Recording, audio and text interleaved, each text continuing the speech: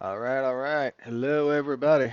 Welcome to the 411 Ground and Pound MMA podcast. Per usual, we are your weekly look into the wide, wacky, wonderful world of mixed martial arts. My name is Robert Winfrey, and I am your host.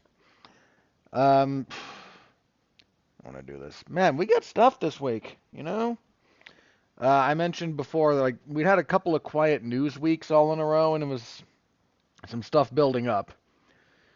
Well, we got some stuff this week. We had a pay-per-view, a pretty darn good one actually. Um, I saw a few people mention that, on paper, look, I was very complimentary about this. A lot of people on paper doing this feels like, I don't grade cards on paper. I just do generally like good, meh, or bad. Very rarely was like, this is great on paper. Sometimes. I saw some people do this is better on paper than UFC 300, which I can actually kind of agree with. Um, but, here's my other problem with this. I didn't talk about this a lot last week because I didn't. But, dude, there were 14 fights last night. That's just too many. Never mind some of the other pacing problems, but we'll get into that. So we'll be reviewing that. There was some other stuff around the combat sports world that we'll be hitting up for review as well. Some fights got announced. We had the big boxing match between Francis Ngannou and Anthony Joshua. I'll talk about that. A few other minor things. Oh yeah, the last vestige of actual journalism in the MMA space died.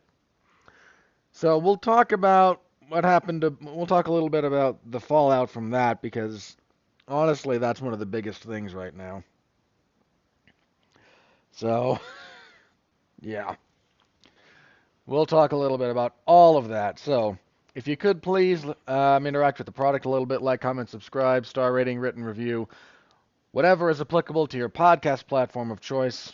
Always a big thank you for that. Share on your social media platforms. Let people know about the show. Anything you can do to help. Always appreciated. And bear in mind, that includes just listening. There's a lot of MMA content out there. You choose mine, and I am humbled by that. So thank you very, very much. I think that's it. So let's jump into the results, shall we? So last night, UFC 299, an event that took about. I think even Martin Scorsese looked at the runtime of this and thought this was excessive, which is a film joke that I don't know how many people are going to get, but it amused me. So, like 14 fights. This thing started at 4 my time and didn't wrap up until it was after 11. I'm pretty sure it was after 11. I assume 6 hours, right? Start to finish, first prelim to the conclusion of the main event. I assume 6 hours. Usually around there. This one, getting to 7, man, that's when things get rough. Um, 14 fights is just too many. There was some weird time allocation on this as well. There was some weird bits of downtime. Some of it, there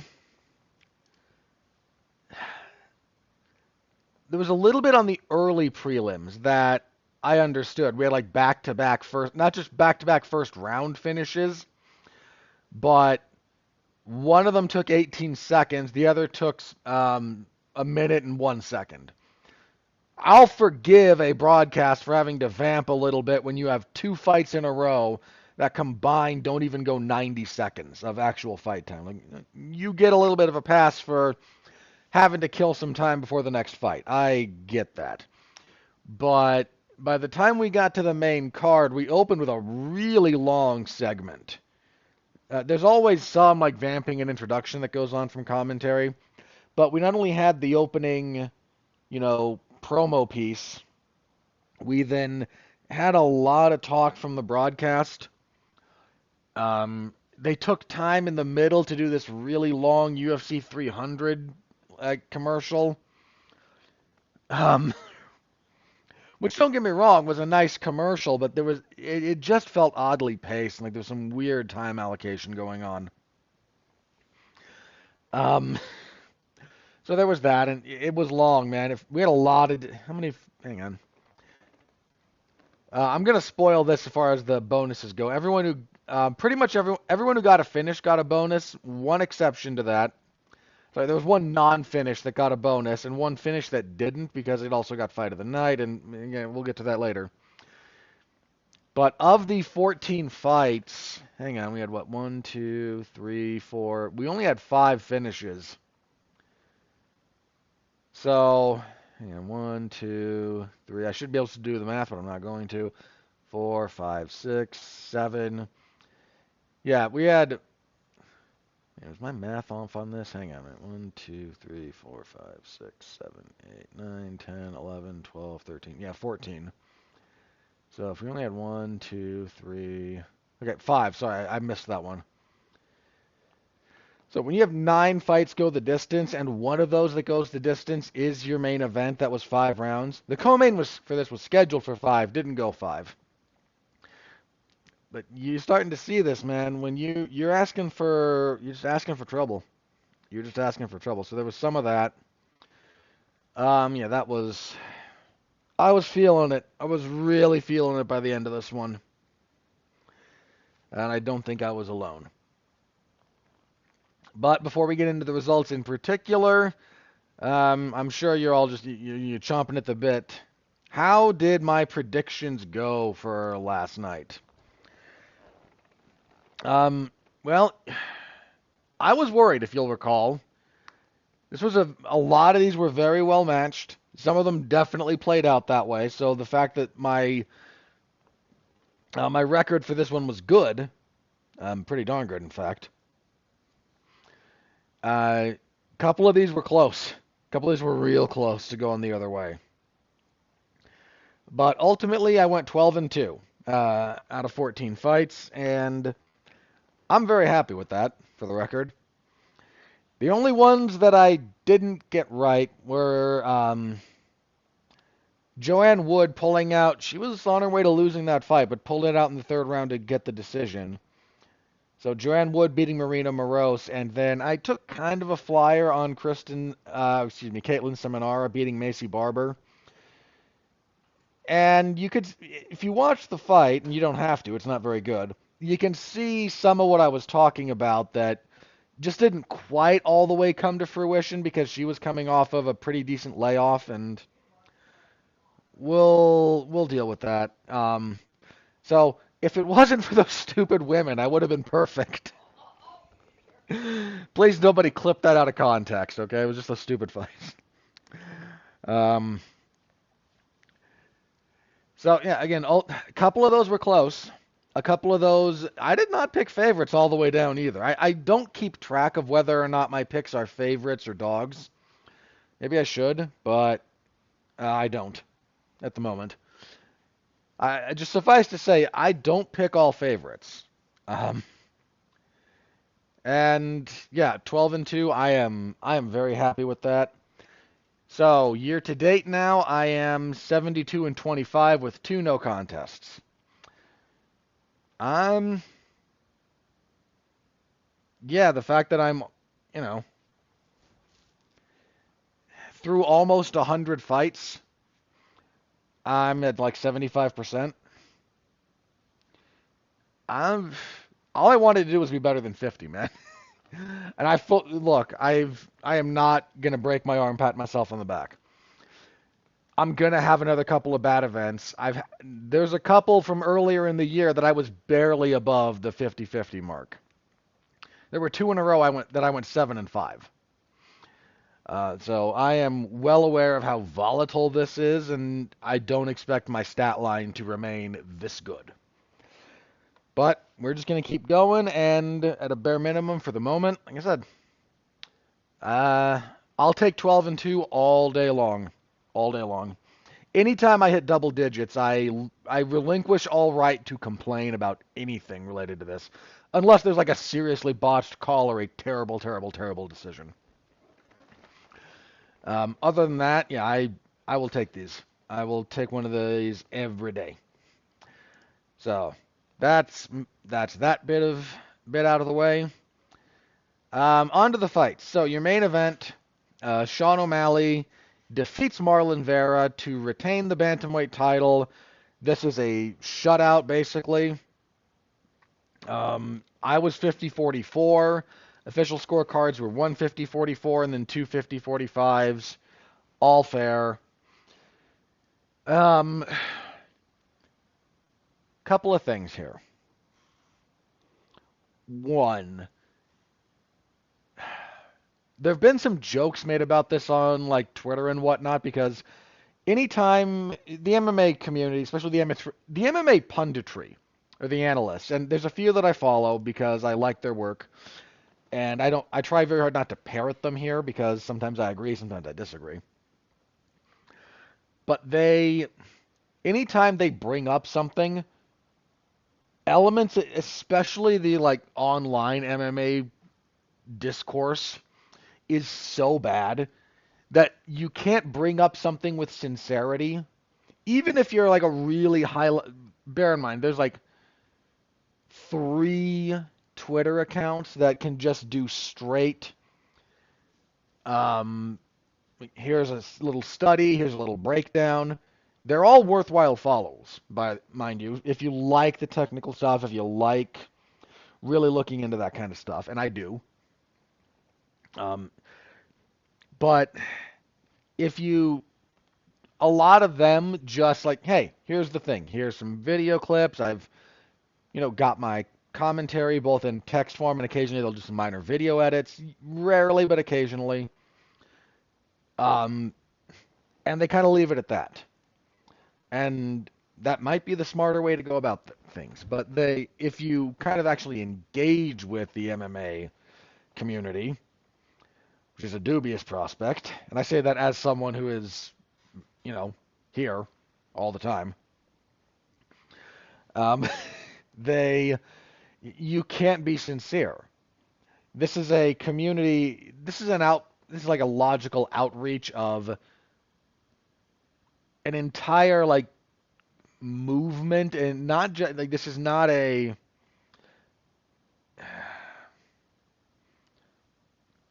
for a society, especially the younger generation. This is stuff that's been tracked. So I'm not being the old guy out here going, "Get off my lawn." I'm not the old man yelling at clouds yet. One day, not yet. I'm not that old. But there was a shift actually, and again they tracked this. Like, what is the most desired attribute? I forget exactly when the shift occurred. Probably in the 90s, because of course it did. The 90s. Ugh. Um, the most like desired attribute went from loyalty to authenticity. It's a weird thing, but that's where we are. But there's also this weird undercurrent of your authentic self has to be your worst self. And I'm not trying to shoot at this guy in particular here, mind you, but there was a giant undercurrent of, boy, Nick Diaz. You guys may not remember this, but part of the appeal of like Nick and Nate Diaz, I'm going to use Nick in particular here, and I'll get to why in a minute, was that these were, brash, outspoken, clearly not filtering themselves individuals in a sport where a lot of people were doing the same old talking points week after week. And it garnered them a pretty big fan base. But especially that time in their lives, I don't think it's unfair to say that, neither of the Diaz brothers was presenting their best selves. They were presenting their most impulsive in some respects. And somehow the impulsive got conflated with authenticity. And I find that ridiculous. I bring up Nick because this was kind of the undercurrent this was an undercurrent, not the only one, between Nick Diaz and George St. Pierre. Because George St. Pierre, very buttoned up, very straight-laced. Love George, one of my favorite fighters. But there was a giant clash of aesthetic and personality between him and Nick. And I don't even mean that it was heated. I mean these are very, very different people. Big contrast.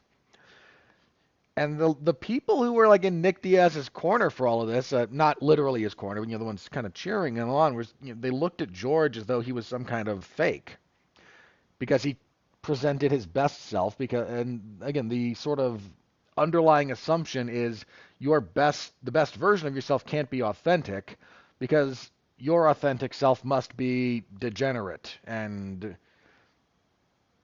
impulsive, and it's the id made manifest, which is utterly ridiculous. But that was the perception.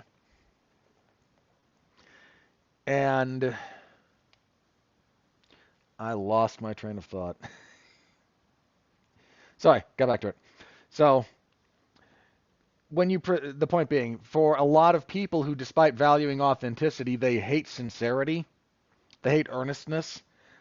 They're afraid of the vulnerability that comes with it. We see this especially in the arts. That's why everything I'm going to mention Marvel. They are not the only people guilty of this. This is a pervasive thing in modern movies, television, even writing. But they're the biggest and the easiest touchstone, so I can reference them and be fairly confident that people have seen it. Everything there is bathos, which is a narrative device that's similar. Again, pathos is the creation of emotion. Bathos is the undermining of emotion. If you want a great example of this, feel free. I don't recommend watching this movie. Other people like it. I hate it. Watch Thor Ragnarok. Every moment, almost, you can stress almost here, almost every moment of sincerity, every moment of tension, every moment of emotion is undercut immediately after by a stupid joke because no one there is confident enough that the audience will be with them emotionally. So it's better to point and laugh at your own writing and pretend to be in on the joke than have everyone else point and laugh at it. I hate this, for the record. But it's how you have to engage with a bunch of people who don't want to engage with anything like that. And so when somebody brings up that, like, the fact that the 25-foot cage, it's at the Apex usually, but occasionally for smaller venues they bust it out. Fighting in that is pretty significantly different from fighting in the bigger 30-foot cage. There's people who either latch onto this comically as the reason something happened, or who can only make jokes about how it wouldn't have mattered one way or the other, and you just can't have rational conversations about this. The bigger cage in the main event in particular favors O'Malley. Some guys have a style that works better the more they can get to you. And the smaller cage facilitates that. Guys who like to move prefer the bigger cage. Shock of shocks. O'Malley's a mover. And he moved a lot here. He fought. This is a very good total performance from Sean O'Malley. There's some people wildly overvaluing it. MMA fans, especially newer ones, you do not get to say the words of all time. Please stop. Because I saw some people do this was the best performance of all time in a UFC title fight, and I wanted to throw something. Like, first of all, what do you mean by best? Most dominant? Because it wasn't that. I've seen much more dominant fights than this. That might seem crazy because this fight was pretty one-sided, but when you can't get a unanimous 10-8 round, and I've seen fights with unanimously more than one 10-8 round, we're not on the same page here at all. If you want to talk about how, Sean O'Malley did such great statistical work, I'm not saying he didn't. I'm saying I watched Max Holloway put Brian Ortega's face through a windshield. That is still the most statistically lopsided title fight in UFC history.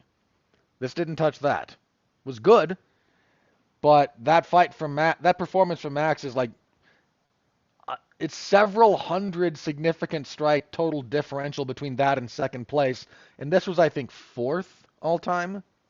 So clearly a good performance by O'Malley, but not all timer.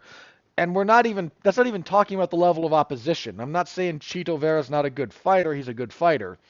I'm saying I was significantly more impressed, and so should you be, by Volkanovski throwing a shutout against Max in their third fight. You 50-45 Max Holloway, and none of those rounds are close. That's an all-time performance. Because that's the other second best guy in the world, a guy who arguably beat you in your second fight. And that third fight is the least close of all of them. No, that's all-time stuff. This was very good. But let's please be serious. This wasn't even taking into account level of opposition, much as I am not a fan of the guy I'm about to cite here. TJ Dillashaw dismantling Renan Barão in their first fight was more impressive than this, all things considered. But, a lot of the people tweeting about this haven't even seen that fight, so what are we doing here? But, putting aside my with the MMA, the online, especially MMA fandom, in some respects. O'Malley moved very well, a lot of stance switches, good combination work. You can't just fight that guy on the outside. He's too good. There's very few people who can just, even Petr Yan, who is in some respects a better fundamental striker, had to get inside, had to, make that a little bit of a more ugly fight, because at range, O'Malley is just a very, very gifted sharpshooter. Couple of things that I think we need to note going forward. One, O'Malley did get hurt at the very end of the fifth round. Chito folded him up with a body shot.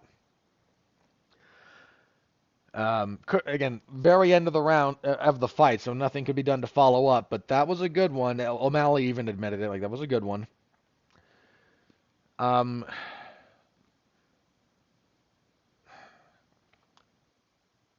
Chito, I gotta say, just before I get back onto O'Malley, man, Marlon Vera is otherworldly tough.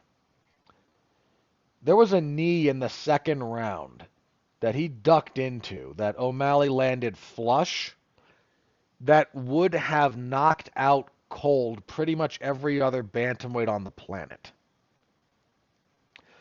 Marlon Vera didn't even drop. That man is one of the toughest, most durable fighters in that division. I got to take my hat off to him for that. I'll get back to Chito in a second, but I had to mention that. I think O'Malley, when he's under real pressure, a lot of his game stops working. He starts backing up a little bit too straight until he hits the fence and then circles. He doesn't throw very well. I'm not going to say when backing up, because just when backing up, if he's really engaged, he does have good counters while backing up. He's not good about throwing when he's really being pressured. He'll just look to evade, which is not the end of the world. It's just a habit worth noting. I think the other thing is, and this fight, if you only look at the numbers, this is going to be a bit deceptive. But I think Sean O'Malley's general efficacy over the course of a 5-round fight follows a bell curve. It starts relatively high. He's usually got a pretty good first round. His best round is the second. I think this is historically true of him. First round, he's active, but second round, everything is cooking. Everything's flowing. Third round, especially about like the halfway mark of the third round, he starts to drop off. And the fourth round is the fourth round I think was his worst round of this fight. Now he still won it. So when your worst round you still win, like you're doing pretty good. But he won the fifth round too. But I do think that this is a guy that starts fairly high. So he doesn't start at the bottom of a bell curve. He starts fairly high, goes up, and then declines throughout the rest of the fight. Not steeply, but I don't think longer fights favor him. Now, getting to the later rounds against him is a problem. It's especially these days. Earlier on in his career, like he struggled with some guys down the stretch, man. I mean, look, some of them if he's got like a giant skill gap, it wasn't a problem, but the third round was never really his best friend. Third round in a 5 round fight is still pretty good for him at this point, but 4 and 5 are not his friends. He's usually built up a pretty significant lead by that point, but I do think someone that forces him to work more, especially if we get someone who's better about closing distance than Vera was, and if somebody can force him to wrestle, expend more energy that way, he's good. He's a deserving champion, but there are still some vulnerabilities. It's just getting to those vulnerabilities is incredibly difficult. And that's true of any good champion. That's going to be true of. Nobody's perfect. But how do we get to the vulnerabilities and how do we exploit some of your habits? The more difficult it is to do those things, the more successful you're going to be generally. And Sean O'Malley, very good. Very good. I don't. He's got good strike diversity, not just like which ones he uses, but he goes up. He attacks all 3 levels pretty well. A lot of body work against Cheeto. A lot of body work, which is good. Like body work is underutilized in MMA, so good to see him using it. After the fight, he said he wants to fight Ilia Topuria. Dana White seemed down on that. I'm down on that. Please be serious here. Here's what I mean by please be serious.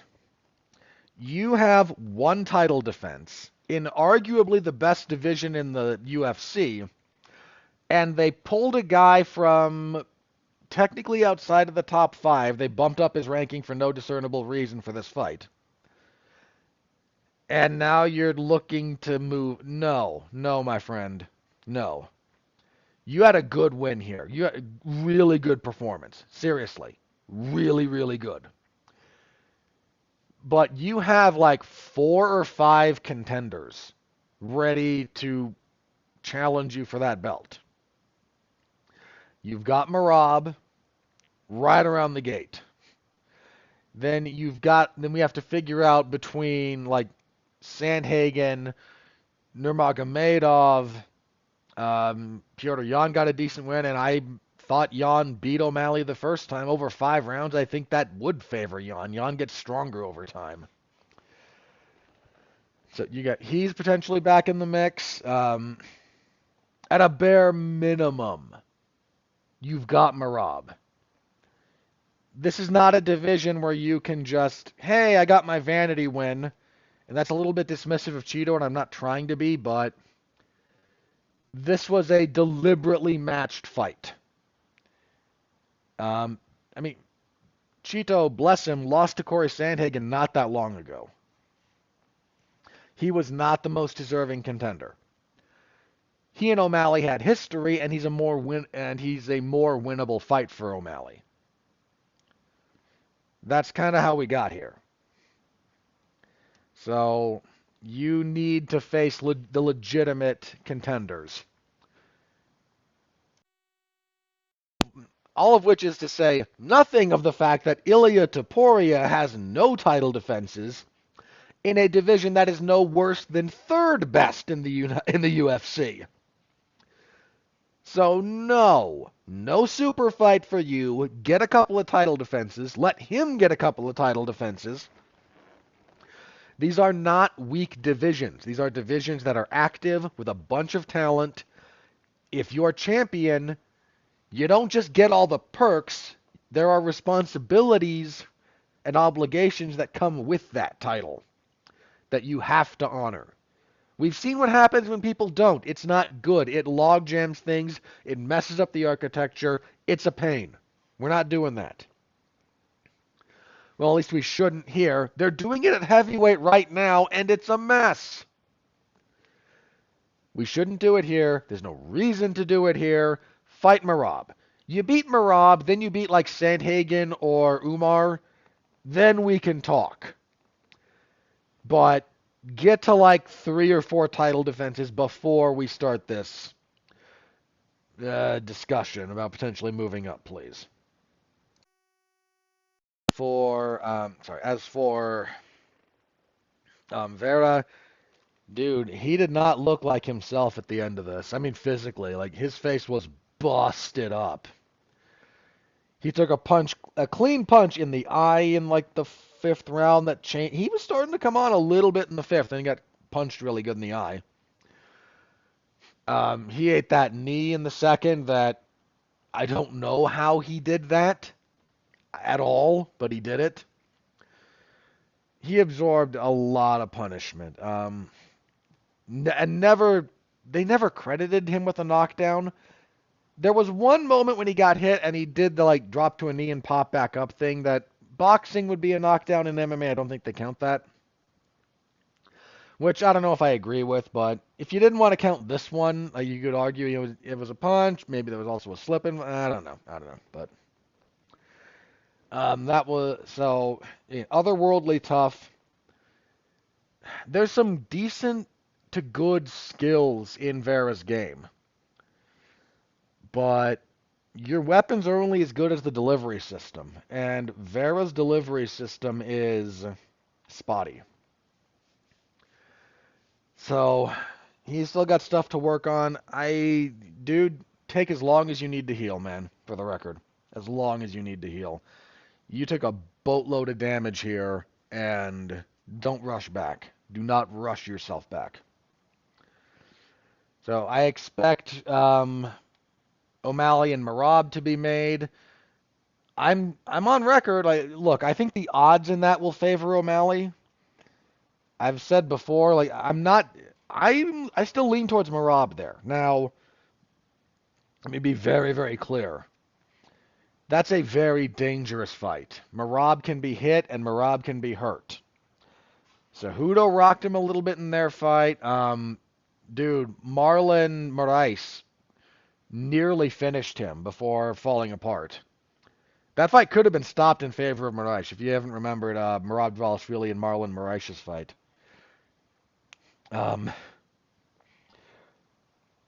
So that's very dangerous. O'Malley absolutely has the power and the timing to end Merab's night. I still favor Merab, but that's the next fight. Please make that. Topuria has plenty of business at featherweight with top contenders. O'Malley has plenty of top contenders at bantamweight. We don't need to mess with this, please. So that was your main event. One-sided, but not an unentertaining fight. But speaking of entertainment, co-main event, Dustin Poirier, the old warhorse, man, that old veteran just in the trenches. Who is that, like, unkillable British soldier? I could look him up, but if you Google that, like, there's a Sabaton song about him. He's this historical military figure who fought in the Boer War, World War I, and World War II. He was shot multiple times, like ankle, stomach, head, blinded in one eye, amputated his own fingers because he knew they needed to, but he felt they needed to be, but this current surgeon wouldn't do it. He got imprisoned at one point and tunneled and like dug his way out. Like this dude, his memoirs of the First World War, despite all the injuries, were on the whole he enjoyed it. If that dude was ever reincarnated to like revive British and French hostilities, the irony being, of course, Poirier, I believe, has some like Creole or Louisiana French heritage, especially with his name, to revive those hostilities against the French, because Benoit Saint-Denis, Frenchman, Dustin Poirier just will not go away. Like, that man has been to every dark corner of hell that exists, and he's not always won, but he's been through all of them.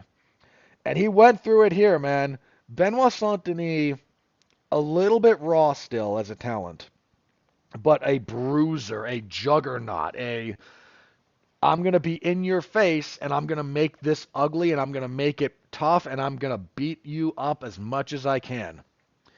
Came out, threw punches, got clinches, worked nasty elbows in the clinch, some nice knees, got takedowns, partially because Dustin Poirier would not stop jumping for the guillotine. Side note, there's something very funny about Dustin Poirier relentlessly trying to guillotine a Frenchman. Just saying.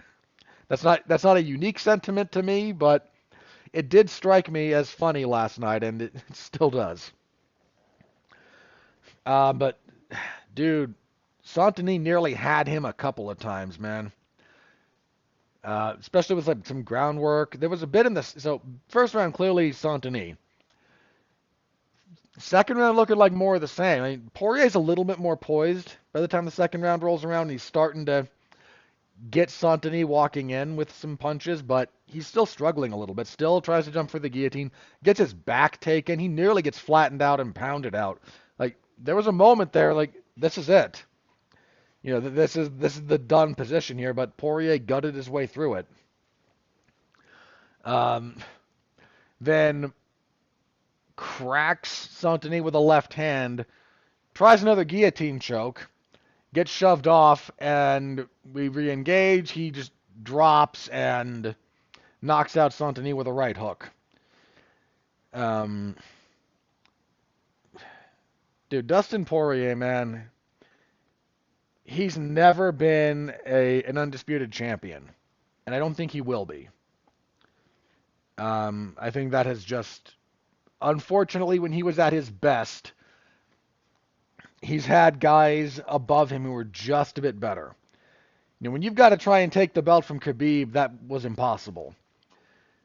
I gave him a real shot against Charles Oliveira, and he gave Oliveira some problems, but ultimately Oliveira got him. I don't think I'd favor him to beat Islam Makhachev either. Like, he's just in this rough spot where he's very good. He's exceptional, but he's always been stuck just behind somebody else for any number of reasons. Um, but man, the love he's been getting lately, I give him. He's well deserved of it. This dude is the old action hero who just had it one more time in him. I don't know how many more of these he's got. Dude, Dustin Poirier. He's got an absurd stat line. If you want to look at some of this stuff, you want to know who's finished Max Holloway in his entire career? One guy, Dustin Poirier. And that was Max's UFC debut. Only time he's ever been finished. Poirier did it. Who's the only guy to tap out Michael Chandler? Poirier. Who's the only guy to knock out Conor McGregor? Dustin Poirier. Technically he did it twice, but Conor can whine about doctor stoppages all he wants. This dude has beaten 8 former champions. He's been in the UFC since the year of the flood. I mean, 2011. This dude, January 1st, New Year's Day, 2011, UFC 125. Dustin freaking Poirier beats Josh Grisby and costs Grisby his title shot because Grisby was supposed to fight Jose Aldo for the belt. Poirier stops that. So my man here is in his 14th year in the UFC with 39 total fights. And again, all but 30 of those. Because he was 8-1 when he got to the UFC. When the WEC folded and he got absorbed. This guy has 30 UFC fights. Has been in the freaking trenches against... You can't find an easy fight on this guy's resume. I mean, we can joke about a couple of them. I'll let you joke about, Akira Corisani. We can joke about, Diego Brando being a little crazy. But There's not an easy fight on that man's resume anywhere. And to cap it all off, still has never had a losing streak. When you look at the guys he's fought, even though he's never lost twice in a row. Ever. That dude, despite never being a full champion, is bound for the Hall of Fame at some point. My hat is off to him for everything. He took a shot that a lot of people did not want. Not a lot of people calling out Benoit Saint-Denis. Dude, Poirier was ranked like third, I think, in the division. Fighting the like 11th ranked guy, 11 or 12. You don't see that very often, especially with a guy as good as BSD. And Poirier said, fine, bring it. Can't say a bad thing about him. Never heard a bad story about him. Not a legitimate one anyway, of like who he is as a person. You can't help but feel great for the guy. To overcome serious adversity one more time. Yeah, just incredible. Great stuff from Poirier. I think this will be a good learning experience for Saint-Denis. His offense is very potent. This was your fight of the night, and no complaints from me about that one iota. This was wild for, 7.5 minutes. His offense is good, but there's not a lot, there's some defensive responsibilities that he's still lacking. He still kind of enters on a straight line, and that can be a problem. But he's only 27. And his first loss in this weight class was to Poirier. And he gave Poirier hell before Poirier found him. I hope he takes the right lessons from this because there's still a lot of ability there. There was a theme throughout a lot of this card. I mean, like top to bottom throughout this card of the younger, especially like up and comers or sort of newly entrenched contenders against the old guard. That's all throughout the rest of this card. Spoiler for how some of those other fights went. Poirier was the only one to turn back the challenger. This was a bit similar. People have made the comparison between this and when Justin Gaethje fought Rafael Fiziev, which is not unfair. Gaethje was just coming off of, I think, a failed title shot, and you had this young, very talented guy looking to take his spot, and Fiziev gave him hell for that first round in particular, but couldn't sustain it. Gaethje gutted through it, found the magic, got that decision. Similar thing here, man. Dustin Poirier getting up there. Here's a young, up-and-coming guy that we think has a lot of potential. How's that going to go? And old gunslinger turned him back one more time. So, but I expect Saint-Denis to rebound from this. A lot of guys would have folded long before Dustin Poirier found his comeback under these same circumstances. So, some stuff to work on. Dude, he came in with a staph infection, too. That's not the reason he lost, but should be noted. It was like on his forehead, too. It was the weirdest thing. This visible staph infection. And he's like, which he admitted afterwards was staph. Like, even before, like, how do you do a skin check and not look at that thing on his head and go, that's a staph infection? I don't believe that the potential side effects from antibiotics or the infection were why he lost. I'm sure they didn't do him any favors, but this was not the kind of fight where that was the reason that I think he lost. Wouldn't want to be the next guy to fight him. He's going to come back and he's going to be looking to make a statement. So whoever gets this guy next, that's probably going to go very badly for you. All right. Next up, Michael Page. After a decade in Bellator. Dude, the revisionism here going on is insane. So let me do a couple of things. Michael Page beats Kevin Holland by unanimous decision 29-28 across the boards. I was 30-27. I think maybe the second round you could argue, and I might accept the argument, but the number of people there were so many people so committed to the Michael Venom Page isn't any good, all he does is crush cans narrative. They're like, well, if he comes into the UFC and beats a ranked guy, they should just shut down the division. Ridiculous.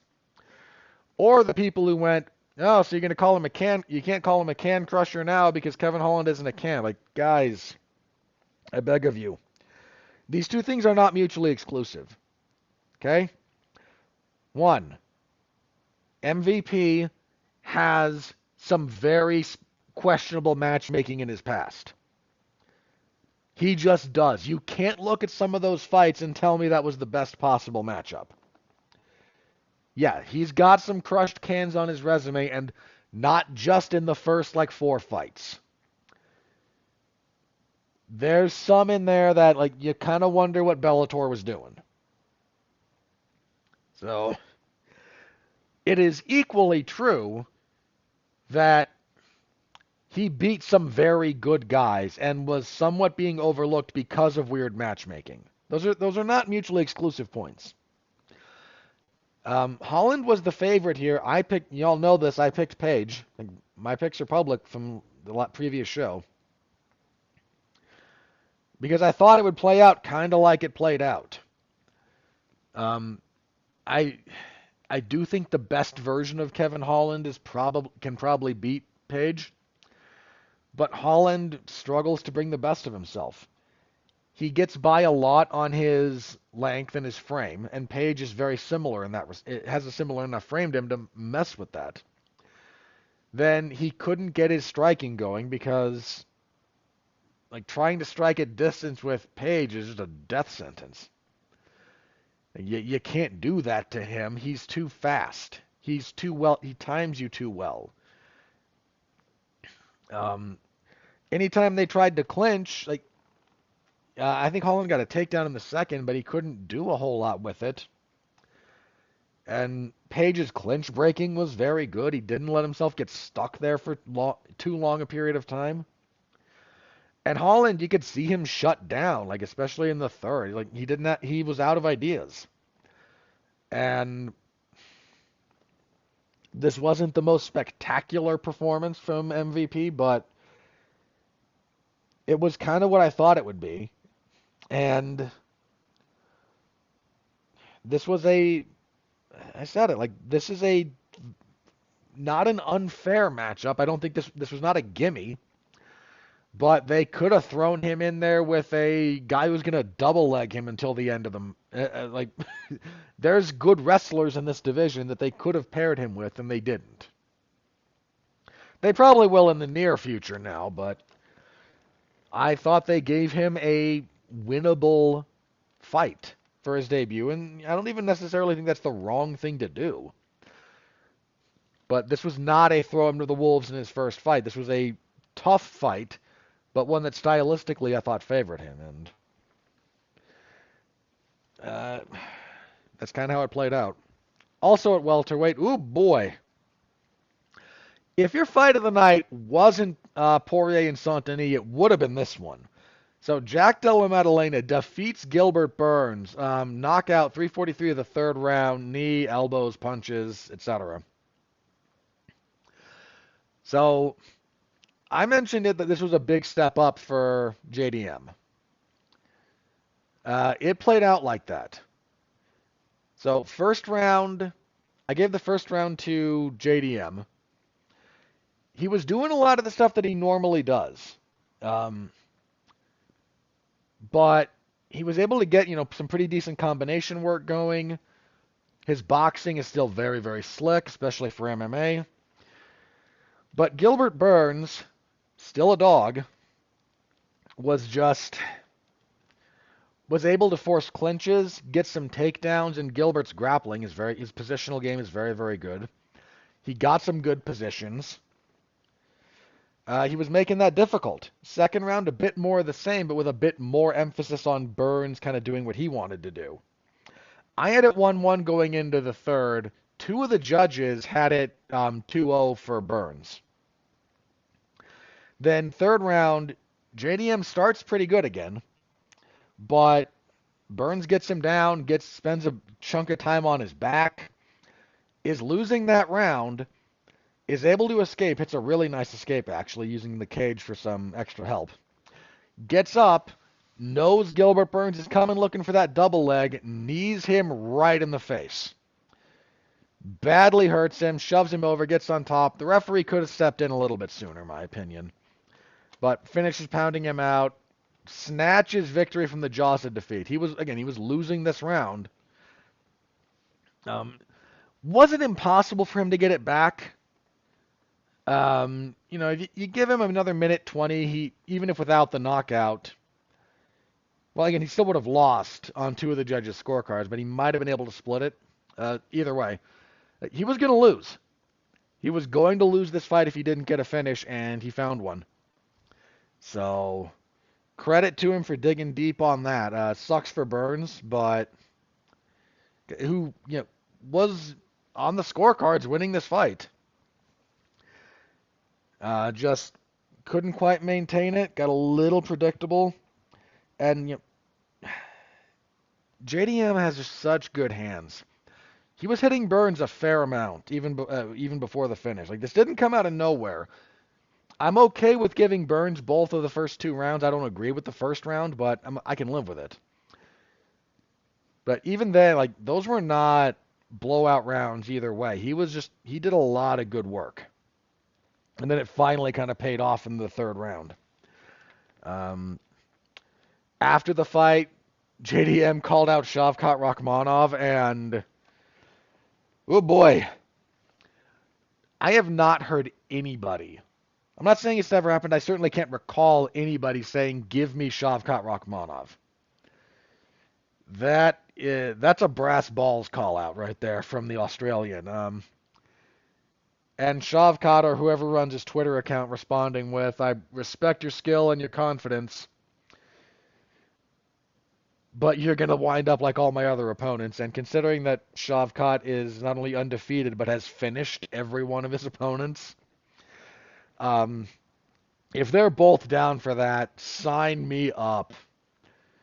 That instantly became one of the most interesting fights you can make in the sport after this. Yes, please. Give them 5 rounds and hook that into my veins. The other alternative, there's still talk like, Shavkat maybe looking to fight up in the ranks instead of down. But if you match those two up, unequivocally give the winner a title shot, please.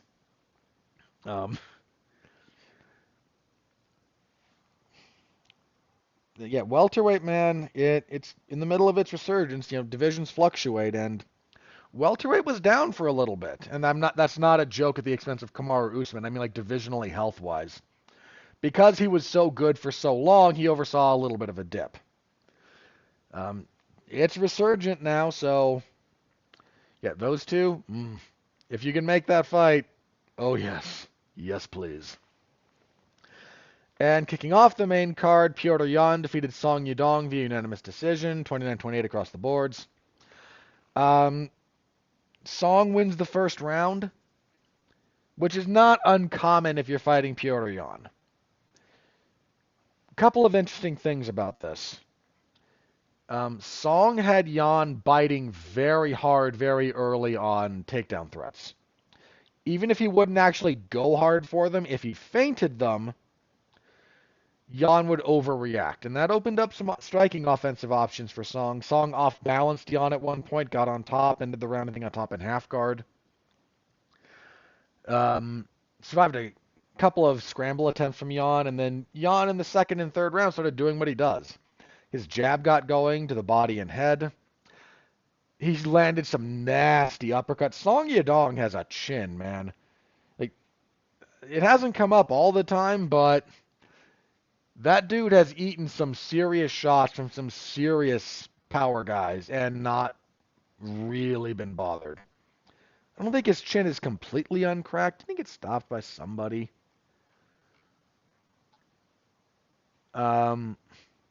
No. No, I'm thinking of sometimes he knocked people out. His only loss, so his UFC career, hang on. Okay, very early in his career, he got knocked out up at featherweight. Okay. Um, but generally speaking, this dude is durable, man. I mean, he took some stuff from Vince Morales, who's got a decent dude. Chito Vera hit him a lot, and of course, so did he hit Chito too. His only losses in the UFC now, he couldn't do anything against Kyler Phillips. More on him later. Marlon Moraes hit him a fair bit before he got knocked out there. Then when Corey Sandhagen stopped him, it was between rounds 4 and 5 when the doctor stepped in because Sandhagen realized that Song wouldn't be deterred by punches. He didn't have enough firepower to keep him off, so he just started landing elbows every time they crashed together, cut him up, and swole his eyes shut. And then here, like, Jan landed on him a lot, and Song just kind of ate it. But Jan started getting his own takedown game going. Really good return to form for Jan. I shouldn't say return. Like, I know Jan had the 3-fight losing streak, but one, I mentioned this before, watching live, I thought he beat Aljamain Sterling in their second fight. Rewatch, I'm more amenable to a Sterling scorecard, but at a bare minimum, super competitive. I thought he beat Sean O'Malley when they fought. Didn't get that decision at all. And then, okay, he got controlled by Marab. Like, Marab does that to everybody. And, like, the point being, okay, he lost a couple of close split decisions, and then maybe the best guy maybe the next champion was able to nullify his game because Marab is just a machine about forward pressure and not letting you do what you want to do. He never really fell off, right? Like, this was not a guy on a Tony Ferguson like skid. And I hate that I get to use Tony Ferguson or BJ Penn in that respect. This wasn't that. This was just fighting a murderer's row and coming up a hair short in the judge's eyes in a couple of close fights, and then a guy who's a terrible stylistic matchup for basically the whole division. It happens. He got a needed win here, so give him credit. Song still has some pretty good upside. I don't know that he is best being served at this point by Team Alpha Male, but and that's not my antipathy towards that camp either. Like, Song has a lot of skill, but I don't know that it's being developed and refined to its maximum potential with that pairing anymore. But that's just me talking from the outside, you know. What do I know? That was your main card. Again, it went a little bit long. 3 decisions, one of them a 5-rounder, and just a long night of fights, man. It just was. But as for the rest of the card, at heavyweight, Curtis Blades knocked out Jailton Almeida with hammer fist 36 seconds into the second round. So this was, I remember this fight, like this when Curtis Blades fought Derek Lewis. First round, Curtis Blades, I don't even think he really shoots on Derek Lewis. He just outstrikes him because Lewis is very worried about the takedown, but and doesn't really want to open himself up to the wrestling of Blades. So Blades kind of outstrikes him. Second round, Blades thinks he's safe to shoot a double leg and goes right into an uppercut that knocks him out cold. Kind of the reverse here. Derek Lewis Curtis Blades got to reverse that because he gave up that first round big. Almeida comes out, front kick to double leg like he normally does, gets things to the fence, slips behind Blades, and basically spends the whole round mat returning him. And I know some people get salty about this distinction because this is now like, 7 takedowns in the round, I think. Daniel Cormier always gets salty about calling those takedowns on commentary because he's a wrestling guy, and no, those are mat returns. Buddy, I appreciate that from a collegiate or like from an amateur wrestling standpoint, you have to differentiate those for scoring purposes. I mean, honestly, no, you don't. You don't have to. They choose to. which is fine. That's their prerogative, right? I don't mind that wrestling differentiates. Greco, maybe not even so much. I forget what they might have changed in the rules in Greco-Roman, but in both freestyle and folk style, they differentiate between takedowns and mat returns. And I understand the logic behind that. But when I say you have to, no, you don't. You could call those takedowns. They don't, but you could. It is taking someone down to the mat. Now, again, you don't want to incentivize certain positional stalls or rules abuses. You don't want to encourage a bunch of tech falls by somebody just starting the second period in referee's position and then mat return, hoist up, mat return, hoist up, mat return, hoist up, mat return, tech fall. I get it. Okay? I really do. That's why they differentiate them, right? Because in that rule system, you don't want that to be abused. Fair enough. This ain't that. Taking someone from a vertical position to their knees or whatnot is a takedown, or should be in MMA terms. I understand that it's a different kind of takedown. Fair enough. It's still a takedown.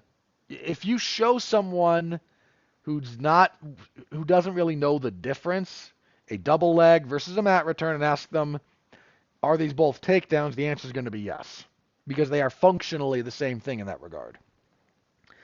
Wrestling differentiates them for scoring purposes. MMA doesn't. Deal with it, please. I'm sick of that argument. I'll admit that they're different techniques, but there's nothing wrong with scoring them the same if we're putting them in the broad category of takedowns. So, sorry, that out of the way. Almeida just kind of out-grapples Blades for the first whole round. If he'd done a whole lot of damage, you could argue a 10-8, but he kept his hands locked together mostly for control. So, 10-9. Second round, he comes out and tries it again. Blades gets a bit more of a sprawl this time, puts his gut right in the back of Almeida's head. Curtis Blades, when I say his gut, I don't mean that he's a big guy. I mean that's the part of his body he's putting there. Things get to the fence, and he's got all of his weight now, breaking Almeida's posture, and he just starts hammer fisting him in the side of the head until he turtles up. Hammer fist from hell there by Blades. Good win for Blades. He wants a rematch with Tom Aspinall. They had their first fight, I think it's Aspinall's only UFC loss, which ended very unfortunately very quickly when Aspinall had a knee injury. Just bouncing around, something popped. Very much interested in a rematch between those two guys. Favor Aspinall, I did the first time, I think. But I'd be down for that rematch. Women's flyweight, Macy Barber defeated Caitlin Seminara via unanimous decision, 230-27s that I don't agree with, and a 29-28, which is fine. Not a great fight. Yeah, not a lot to say there. Lightweight, another fight I don't have a whole lot to say about. Mateusz Gamrot defeated Rafael dos Anjos via unanimous decision, 229-28s, which is fine, and I think my scorecard, and then a 30-27 that I don't agree with, so... If you give Gamrot the first round, you're ignoring how badly he got hurt and thinking he did enough just controlling to overcome that. He didn't. Dos Anjos with the superior damage. Dos Anjos won that round. RDA, man, another guy I have nothing but respect for. This dude was champion a while ago. He's almost 40. He's been doing this forever. I mean, he's got, 48 fights. And his UFC debut was UFC 91 in 2008. His professional debut was 2004. This man is almost 20 years. His official debut was September 25th of 2004. So he might get to 20 years before he retires. I would not be shocked if he's still fighting come September of this year. So again, he got into the UFC, was beating Jeremy Stevens before he took a Mortal Kombat uppercut in the third round. Had a great fight with Tyson Griffin. He came up on the wrong end of it, but that dude like had the best 0-2 record you could find. Um, he was beating Clay Guida before that jaw injury too. This is just a guy who, like Dustin Poirier, man, Dos Anjos, not quite the action hero that Poirier is, but he's been in the trenches for a long time. He's been getting big wins. He's been fighting some of the best guys across two different weight classes because he bumped up to welterweight at one point in time. Um, Nothing but respect for that man. This is he is one of those like all-time greats that's going to get forgotten by everyone who's not a real like kind of hardcore fan, and that's a shame because he is very good. So he won the first round, and then second and third, Gamrot was able to just kind of out wrestle him. So not a great fight, unfortunately, but good win for Gamrot. Bantamweight, Kyler Phillips defeats Pedro Munoz via unanimous decision, 30-27 across the boards. Kyler Phillips' record is deceptive, because if all you do is look at that, you won't understand how good he is. When he's on, he moves, he strikes up and down, he puts together great combinations, he's defensively responsible. He was just better than Pedro Munoz here, everywhere. Um, yeah, I take my hat off to him. This was a really... Kyler Phillips has some really good wins that just... The loss to Holly and Paiva, despite that being fight of the night, like that hurt him a little bit. Then he had some minor activity issues. Like,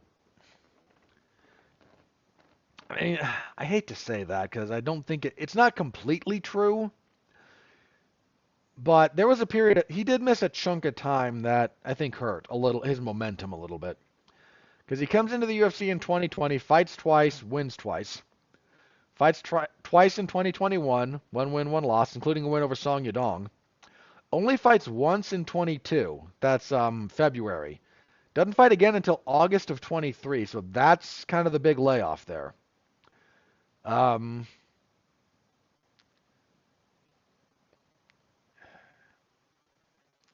he had, I know he had a minor USADA issue that was only 6 months.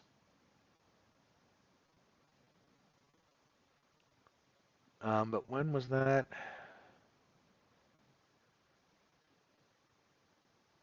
Yeah, he had another fight that just fell out.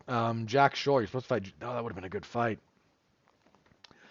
Jack Shore pull out, and then that fight just kind of fell out. Then he had the drug. Then he had the minor drug testing issue. So again, 6 months out. Um, yeah, just that chunk of time there derailed a good chunk of his momentum.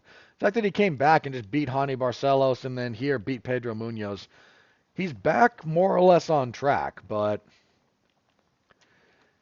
um, hopefully he can avoid some of those, either injury or other related issues. Because when he's on, man, he's very good. Light heavyweight, Felipe Lins beats Iwan Kutalaba via unanimous decision, 29-28 across the boards. Not a great fight. Mid-level light heavyweights. I was surprised that another one of those dogs I wound up picking. I didn't see the odds.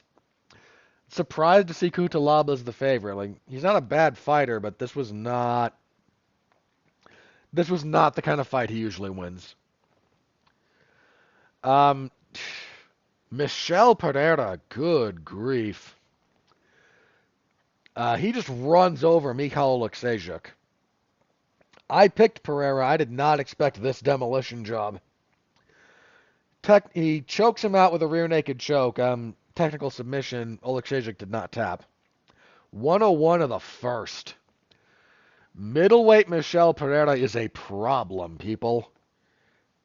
That was an enormous man at welterweight. I'm glad he moved up. He's a problem.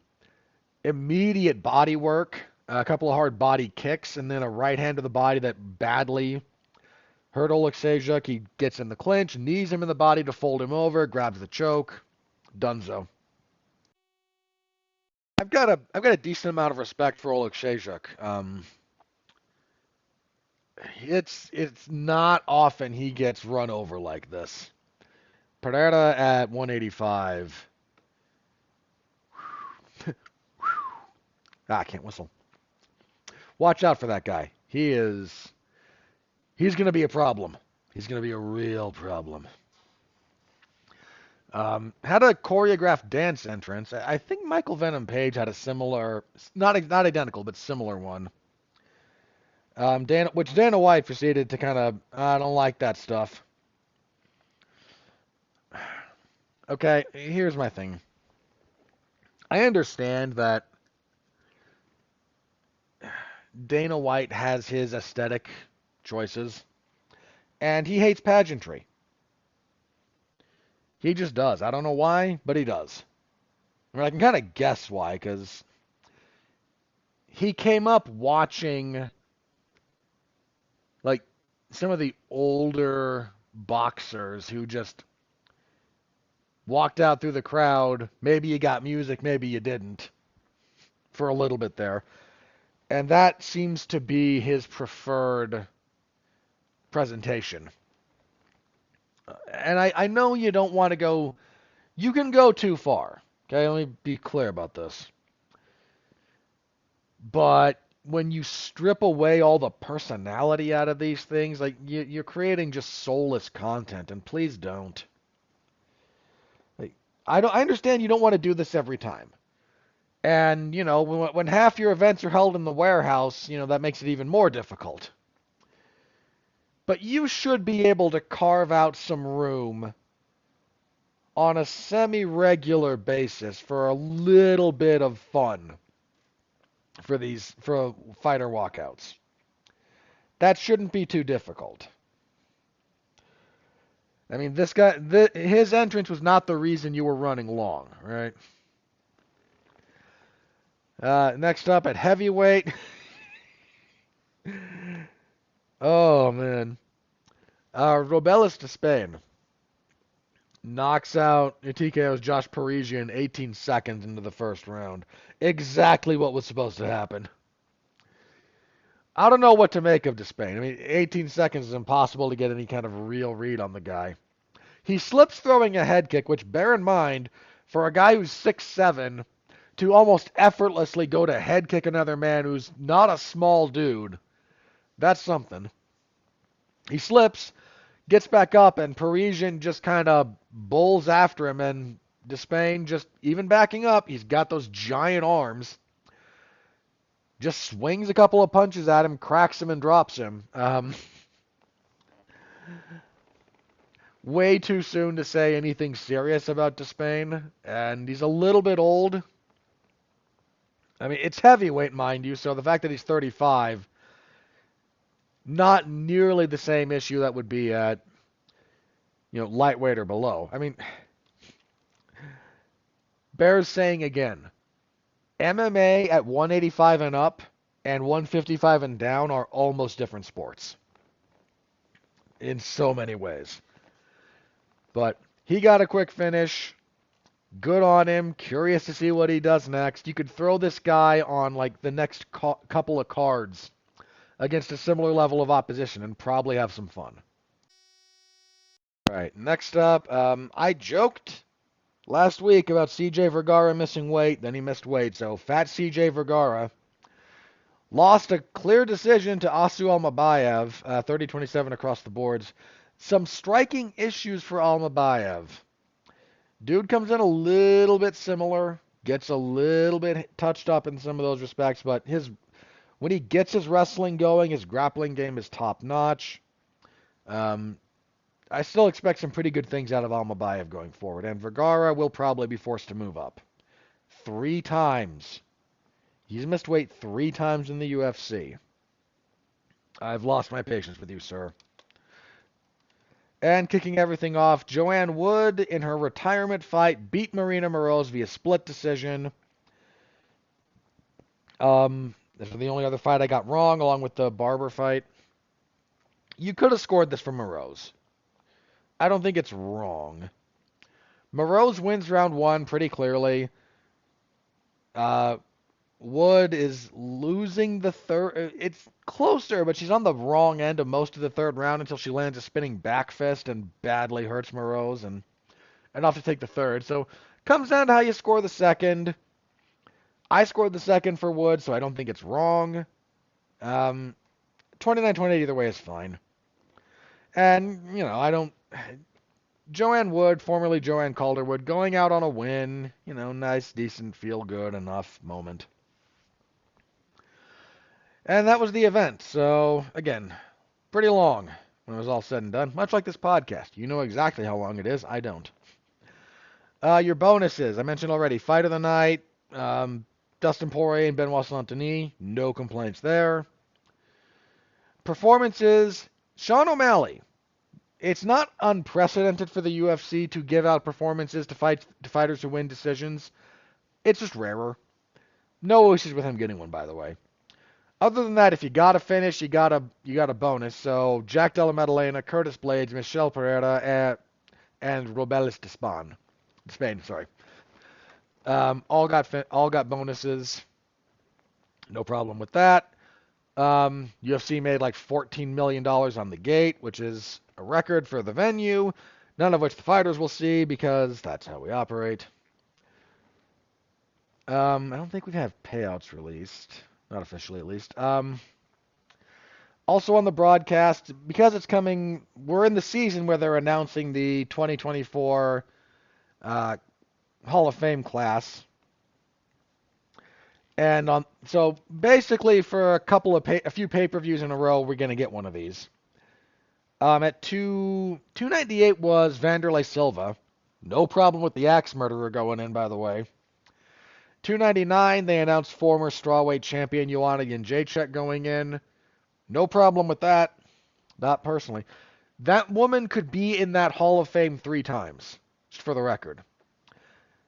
In the modern wing, you could argue the Pioneer wing because she helped pioneer and carry the strawweight division when it was first in vogue. And her fight, that first fight between her and Zhang Weili, 1,000,000% that fight should be in the Hall of Fame. So, technically speaking, Joanna could have 3 different entries into the different wings of the wings, in air quotes, of the Hall of Fame. I've made no secret about it. You can go back and listen to some of the old podcasts if you want. I respect the career of Joanna Violence. One of my favorite fighters for a period of time. Still the most successful champion strawweight has ever seen. I thought, and that first fight between her and Zhang, I thought she won. Just full disclosure, I thought she won that fight. Which, if you haven't seen it, look it up. That is an amazing fight. Best women's fight ever at the moment. So she goes in. No problem with that for me. Well deserved. Well deserved. And I think that was it. I don't think there was anything else had to talk about for this one. Oh, very briefly, I suppose. We kind of know Merab is next because they had Merab weigh in as the backup fighter for the main event. And anytime the UFC has you do that, it's kind of the unofficial stamp of you get the next shot. So, for whatever it's worth. That was the card. Yeah, it was not quite what a lot of people, maybe even myself, had thought it could be in terms of just unbridled excellence. A little bit too long, some timing issues, but on the whole, big thumbs up. Solid thumbs up from me over here. All right, and that took a while, but there was a good chunk of stuff to talk about there, so I thank you for your patience. And my weird tangent about societal trends and how you have to engage with stuff you put out online. All right, moving on. This coming Saturday, the UFC is back in the warehouse. UFC on ESPN plus 97. 97.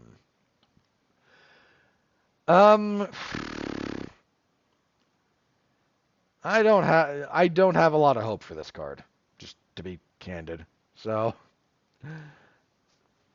but let's give it the old preview, shall we? Let me bring up a couple of things here. I gotta clear out my spreadsheet because I am tracking these things, and that's what that requires of me. All right, and we are on ESPN plus 97.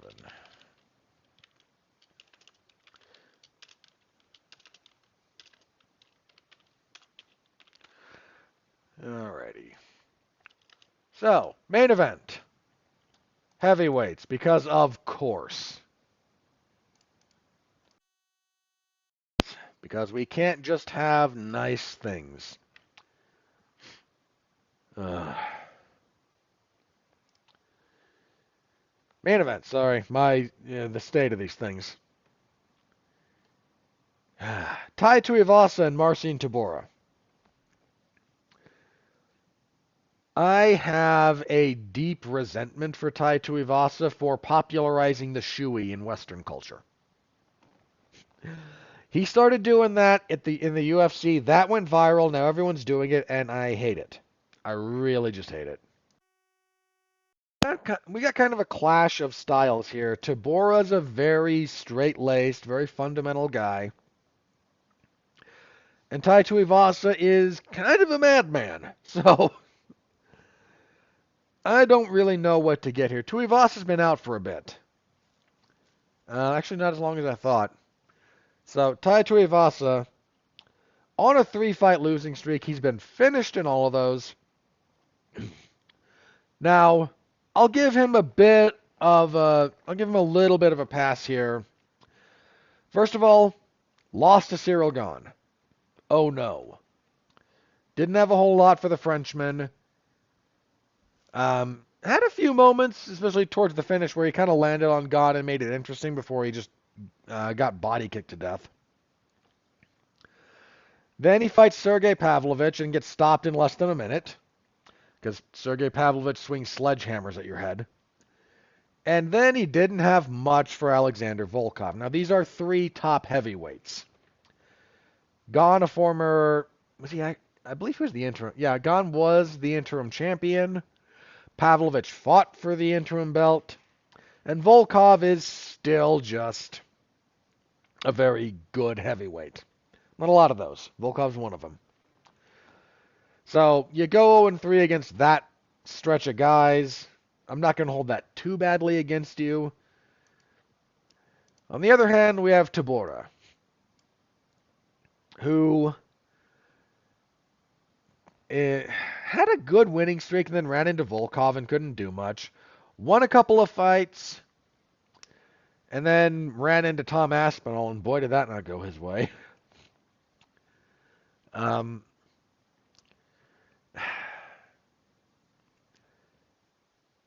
This feels like a Tuivasa style fight, right?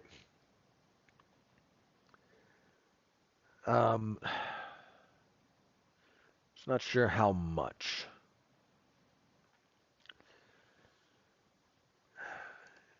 Odds are close, but lean towards Tuivasa, which is kind of where I am. I'm not going to be surprised if Tybura pulls this off and Tuivasa is just kind of on his way out. I'm going to be honest there. But Tybura's also a little bit predictable. Again, a little bit. Good fundamentals are what make fighting or make great fighters. But if you're too predictable with them, they become a problem. Let me put it this way also. 3 rounds, I would go Tybura. 3 rounds, I'd do Tybura. 5 rounds, though, I don't know, I'm going with Tuivasa here. Not by a lot, but I still think Bam Bam has enough left in him to get over this particular hurdle. Might be wrong, but that's where I am. All right, co-main event, Brian Battle and Angelosa. This feels like Battle, and I don't think it's especially close. You don't have this closer than I do. So 10-2 Battle, 10-3 Losa. Battle has had a couple of good wins, knocking out Gabe Green. He missed weight for that, but only the first time. I mean, his only loss in the UFC is to Rinat Fakhretdinov, who's pretty good. Got a good win over AJ Fletcher the last time out, whereas Losa, 2-1 in the UFC, lost to Munir Lazzez, beat AJ Fletcher and then Reese McKee. I might be underselling Losa a little bit here, and I try very hard not to do that, but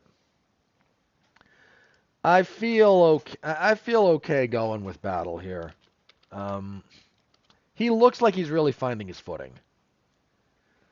So, go with Battle. Let's see, light heavyweights, because, of course. Old Oven St. Preux and Kennedy Zachukwu.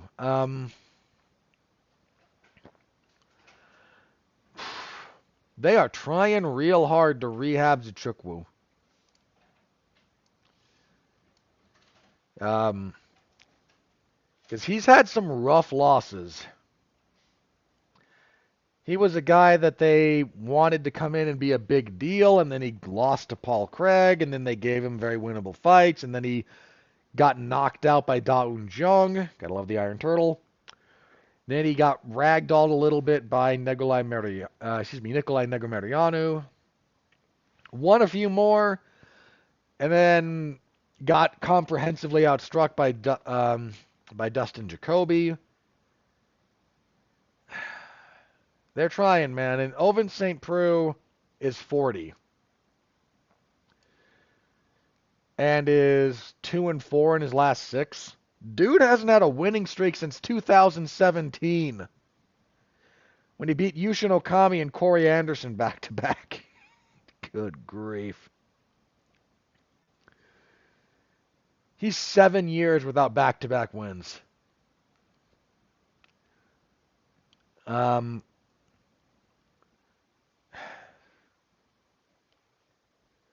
Losses recently to Ben Rothwell, Jamal Hill, Tanner Bozier, Felipe Lins, all of whom stopped him. Well, Rothwell didn't, but Hill, Bozier, and Lins all stopped him. He got a gift against Shogun. I think Shogun won that fight, for the record.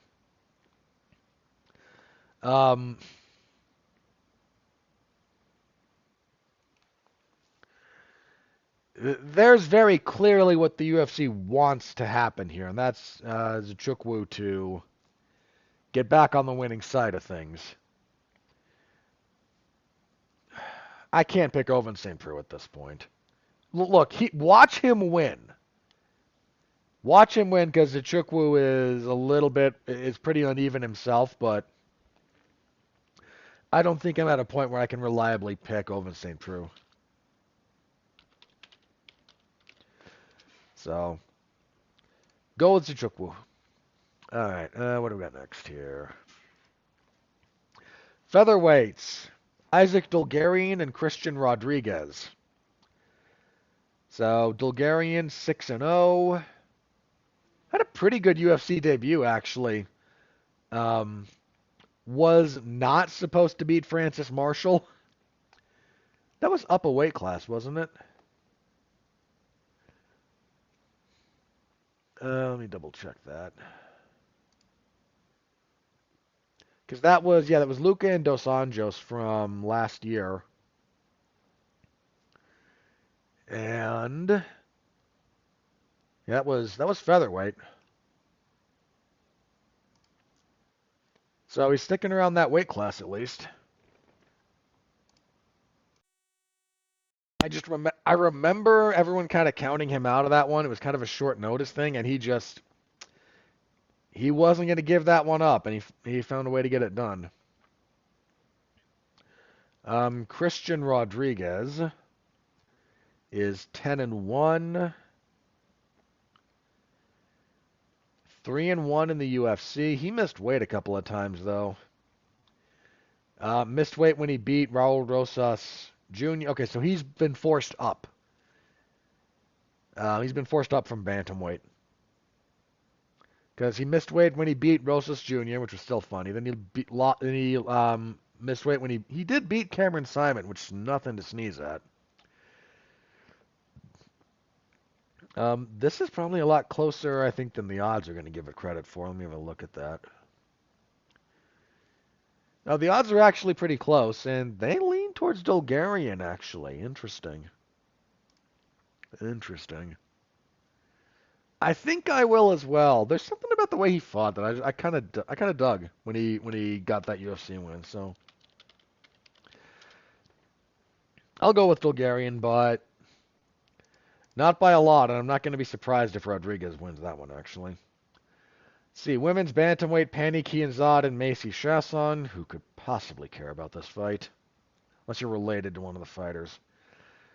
This is probably Chasson, right?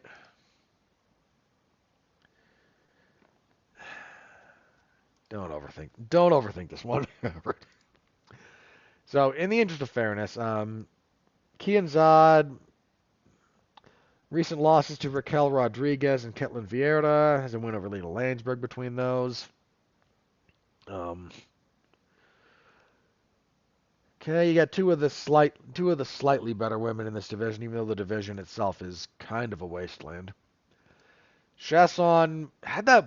Oh, she got up. Remember, she took that up kick to the liver from Erdine Aldana.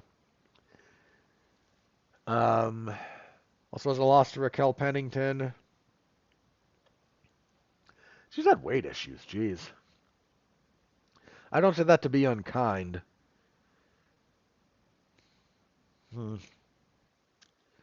Yeah, this is Chasson still. Kianzad, not trying to be dismissive, but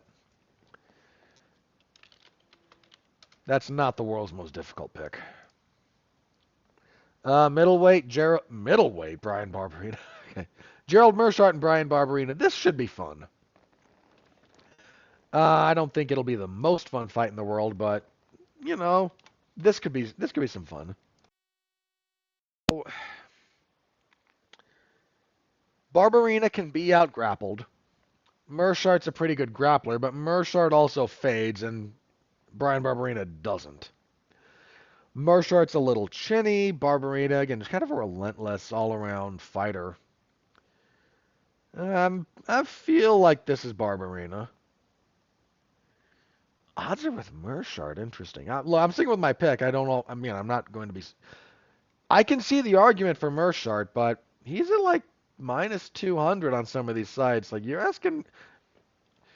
I wouldn't. There's very few fights that I would feel all that confident with Meerschaert giving him that good, like those good. He's a very good fighter. I don't mean to say he isn't, but there's a lot about him that has been inconsistent.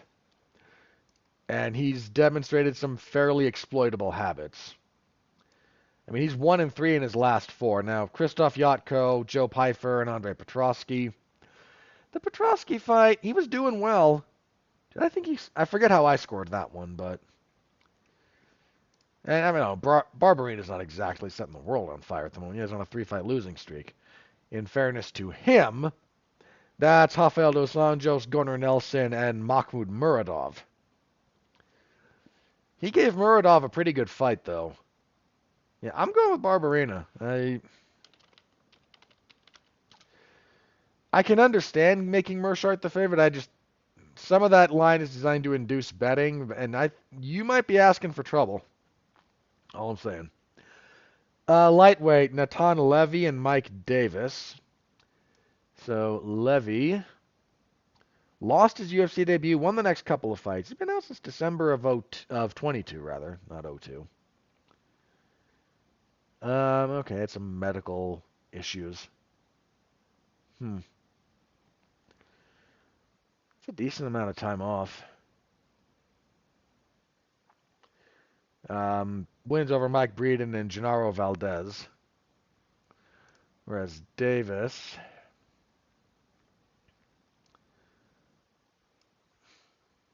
only lost to Gilbert Burns.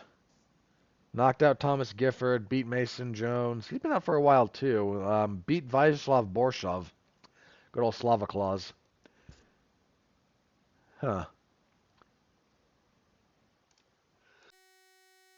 Why he's reason why he's been not no reason listed, but why he's been out since October of 22. But both these guys coming off of non-trivial layoffs.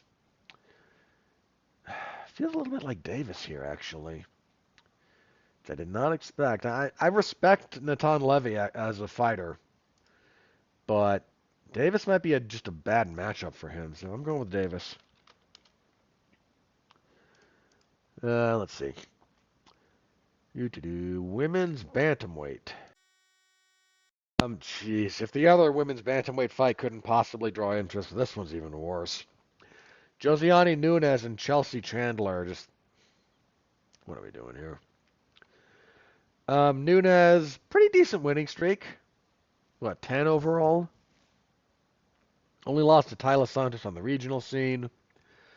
Wins in the UFC over Bea Malecki, Ramona Pascal, and Zara Fane. Ferdinand, excuse me. Chandler, on the other hand, doesn't she fight out of like out of the Diaz Academy or whatever? Yeah. Got a decent enough win in her debut and then had nothing for Norma Dumont, including literally running away from her at one point.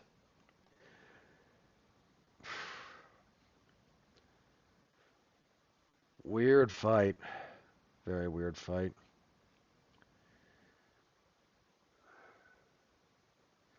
I can't get that visual out of my head of Chandler just running away.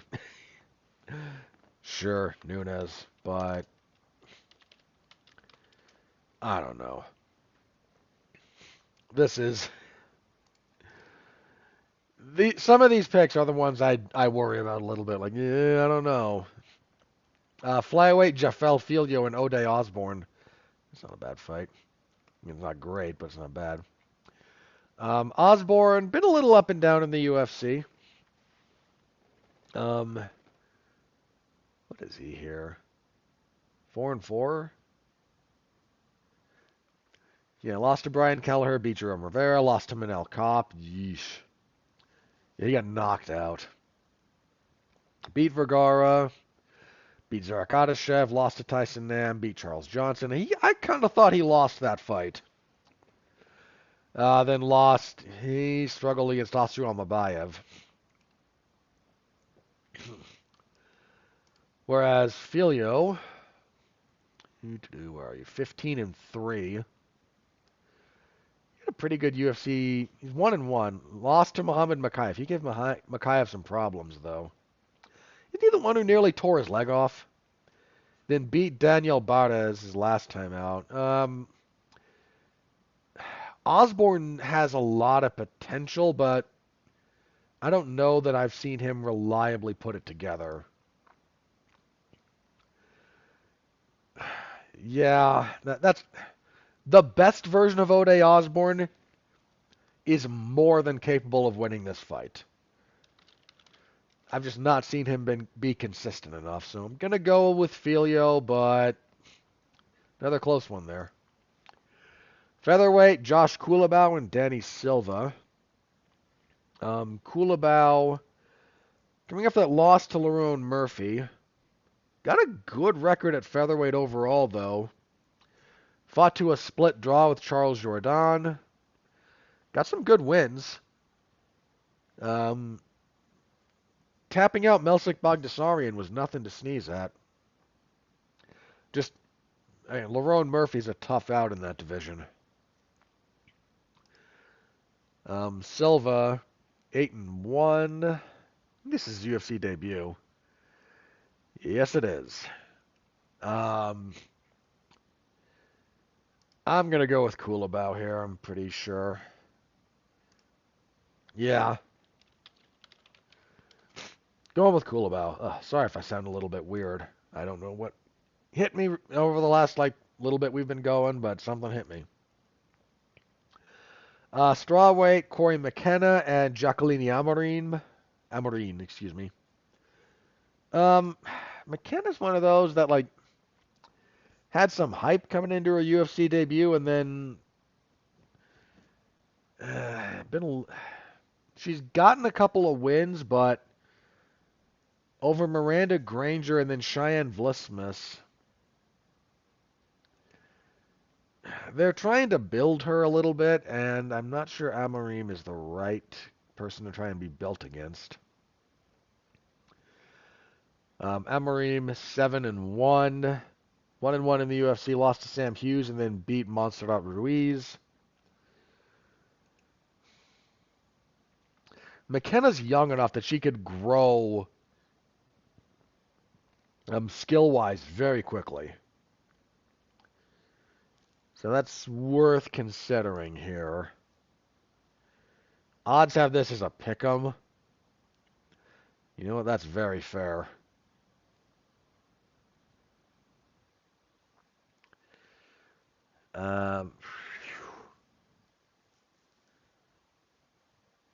Not sure how confident I am picking one way or the other here.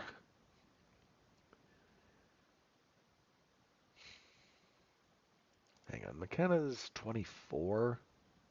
What was Amarim? 28.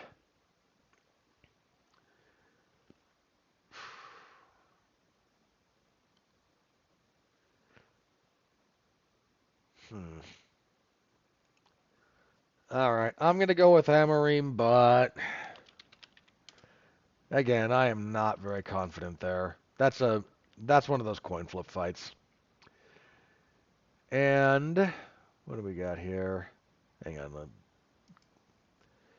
So Thiago Moises was supposed to fight Brad Riddell. Heck of a fight, actually. Riddell had to pull out. Instead, we now have Moises and Mitch Ramirez. Has it been officially announced? Yes. Not listed here.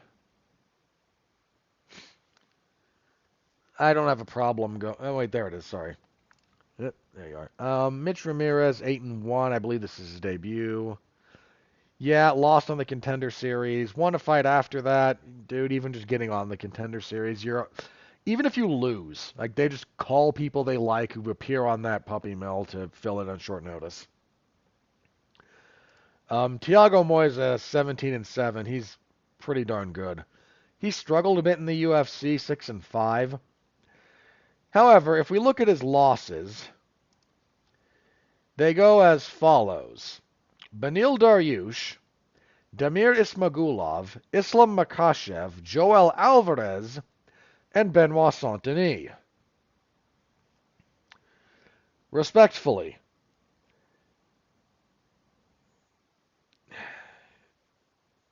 those are all very, very, very understandable losses. Have no problem whatsoever picking Moises. And kicking everything off, we have Chad and Helliger and Charalampos Grigoriou. He is, hang on. I'm not going to run my cursor over the flag yet. I'm going to remember this. It's one of the islands. Why am I blanking?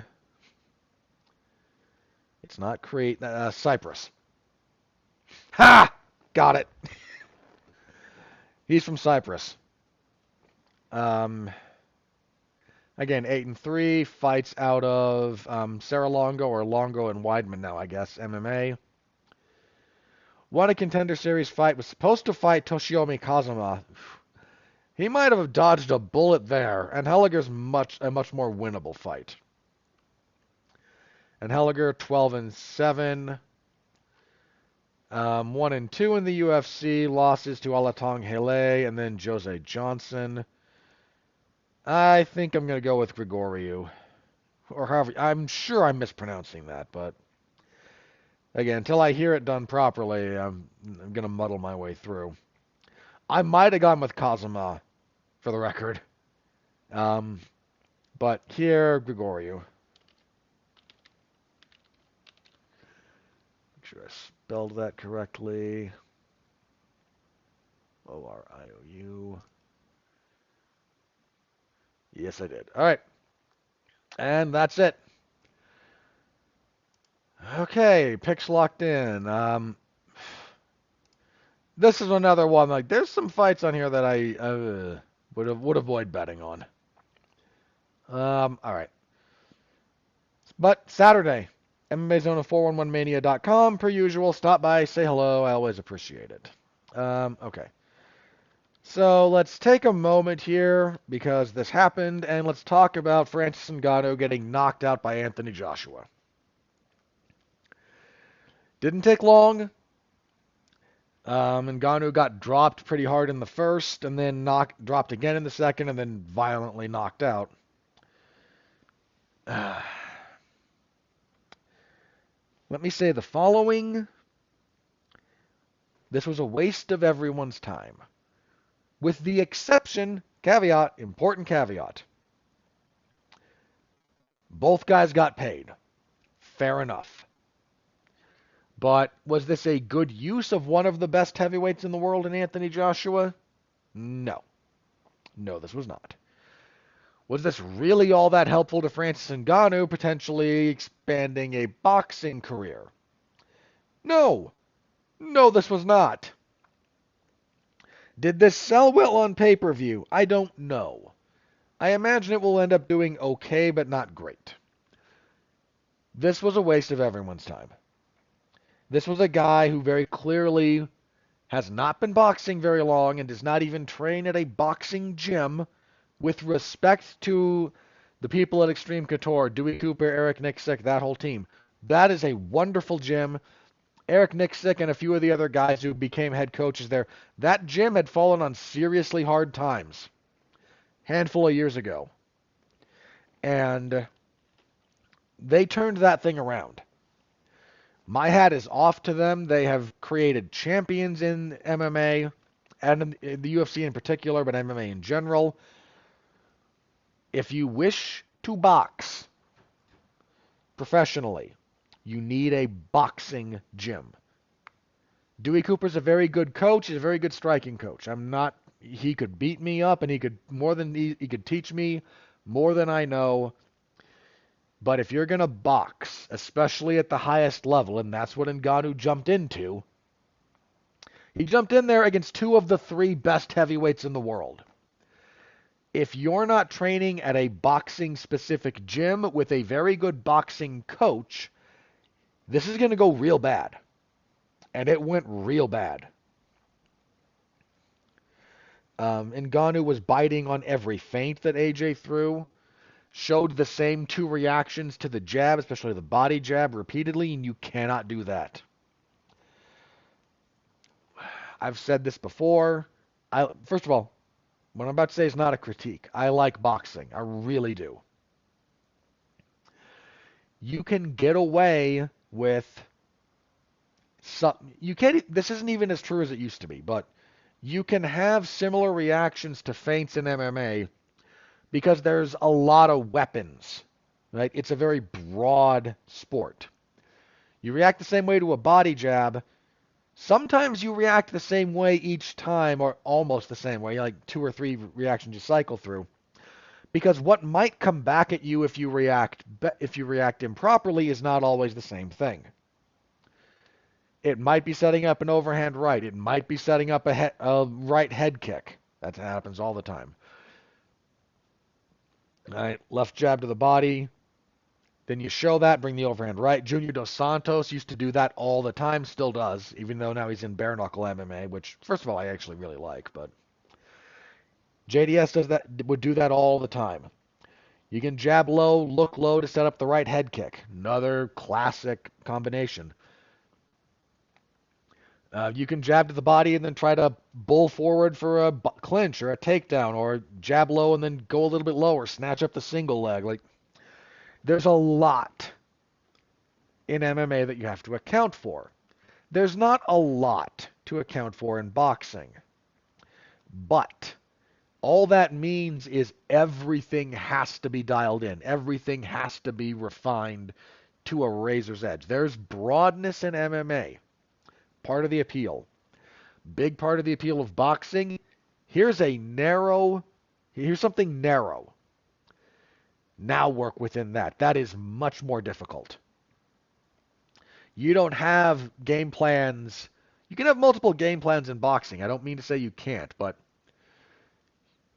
there you can't wildly change the texture of a fight in boxing the way you can even in kickboxing or Muay Thai.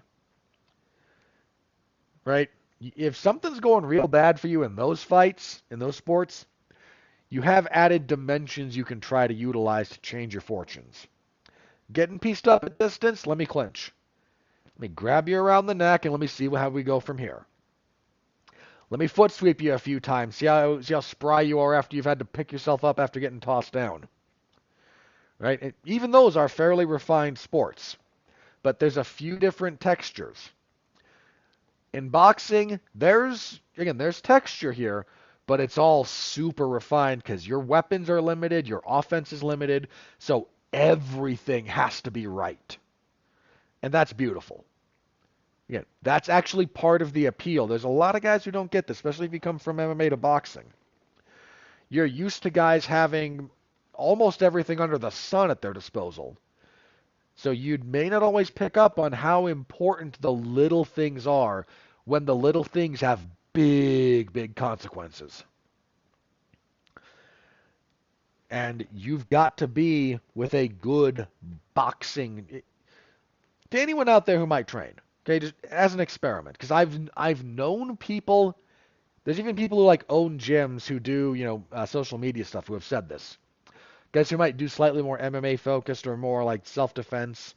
I don't even mean that pejoratively. Like if you don't always necessarily train sports specific, then some of what you do might fall more into that category. And again, I'm not talking about the goofy stuff.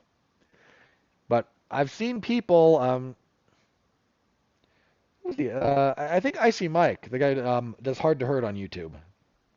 Great YouTube channel, by the way. But he mentioned that like the first time he went from, his understanding of like punching as a striking art. Because he would have, boxing classes. He runs a gym. So, and we've got some wrestling stuff. We got the dirty box. He goes into this. I'm not here to shill for him. But he mentioned the first time he went to a legitimate just boxing gym, took some classes, he wanted to take boxing off of the schedule that he had and replace it with punching. Because boxing for boxing is not at all the same as punching for kickboxing or punching for MMA or punching for self-defense. Not the same. Not the same. And that's fine. Dude, if you do judo, that is judo designed for Olympic style competition, that's not the same as judo. There's so much that judo had to give up so much to get in the Olympics, which might have saved the sport in some respects, or it might have saved the art. So I understand that is a choice that had to be made. Here's the thing, though. Judo, to differentiate itself from wrestling, said that in competition, it is now illegal to do leg takedowns, to grab the legs. If you look at actual judo, like a non-competition judo, it's got all kinds of what you would recognize as wrestling takedowns. There's a double leg. There's a single leg. There's all kinds of stuff that involve grabbing and manipulating the legs as part of the throw. But they had to go, here's how we're different from wrestling apart from just wearing the gi. So no lower body takedowns. You can trip with your feet, but you can't grab. And in the same vein, you can't use your legs to break grips. Because if you watch judo, you can find some of the old videos or old training manuals, or the people who are like trying to like revive all the stuff that got excluded from competition judo, Olympic judo. If you're fighting for grips, you bring up your knee. This happens in MMA, by the way, all the time. Watch some of the guys when you're clinch fighting. If you're trying to get their grip off of your wrist, some guys will bring up their knee, put it on the other guy's wrist, and then just lever it down because your legs are stronger than your grip. Like, that's in there. But they took it out. And you can find guys trying to show that stuff off, and it's I don't even dislike Olympic judo. This is an observation. But the point there being, boxing is super, super refined. Every detail matters. And if you're not training that, you're going to be at a significant disadvantage. I think it was Breadman Edwards who was on Twitter, a very famous boxing coach. One of the things he brought up, the more stable your hand is, the harder you can punch. Which is very true. And if you look at how guys' hands and wrists are wrapped up and taped in boxing, it's not the same as it is in MMA. It's not hugely different, but it's not the same. And the gloves being different, that's the big one. It's very you can generate a lot more power with the big gloves in boxing than you can with the little gloves. You have to be more, but part of that is like you also have to be more precise when you punch in the littler gloves. But if you're like Anthony Joshua and you already have documented knockout power, like Anthony Joshua might not have the best power in smaller gloves. I mean, I'm sure he'd still hit very hard, but it's different. Like I forget who it was, but there was a fight in Bellator. I remember one of the guys involved was Joe Schilling. I forget the other gentleman, but he had beaten Joe in kickboxing.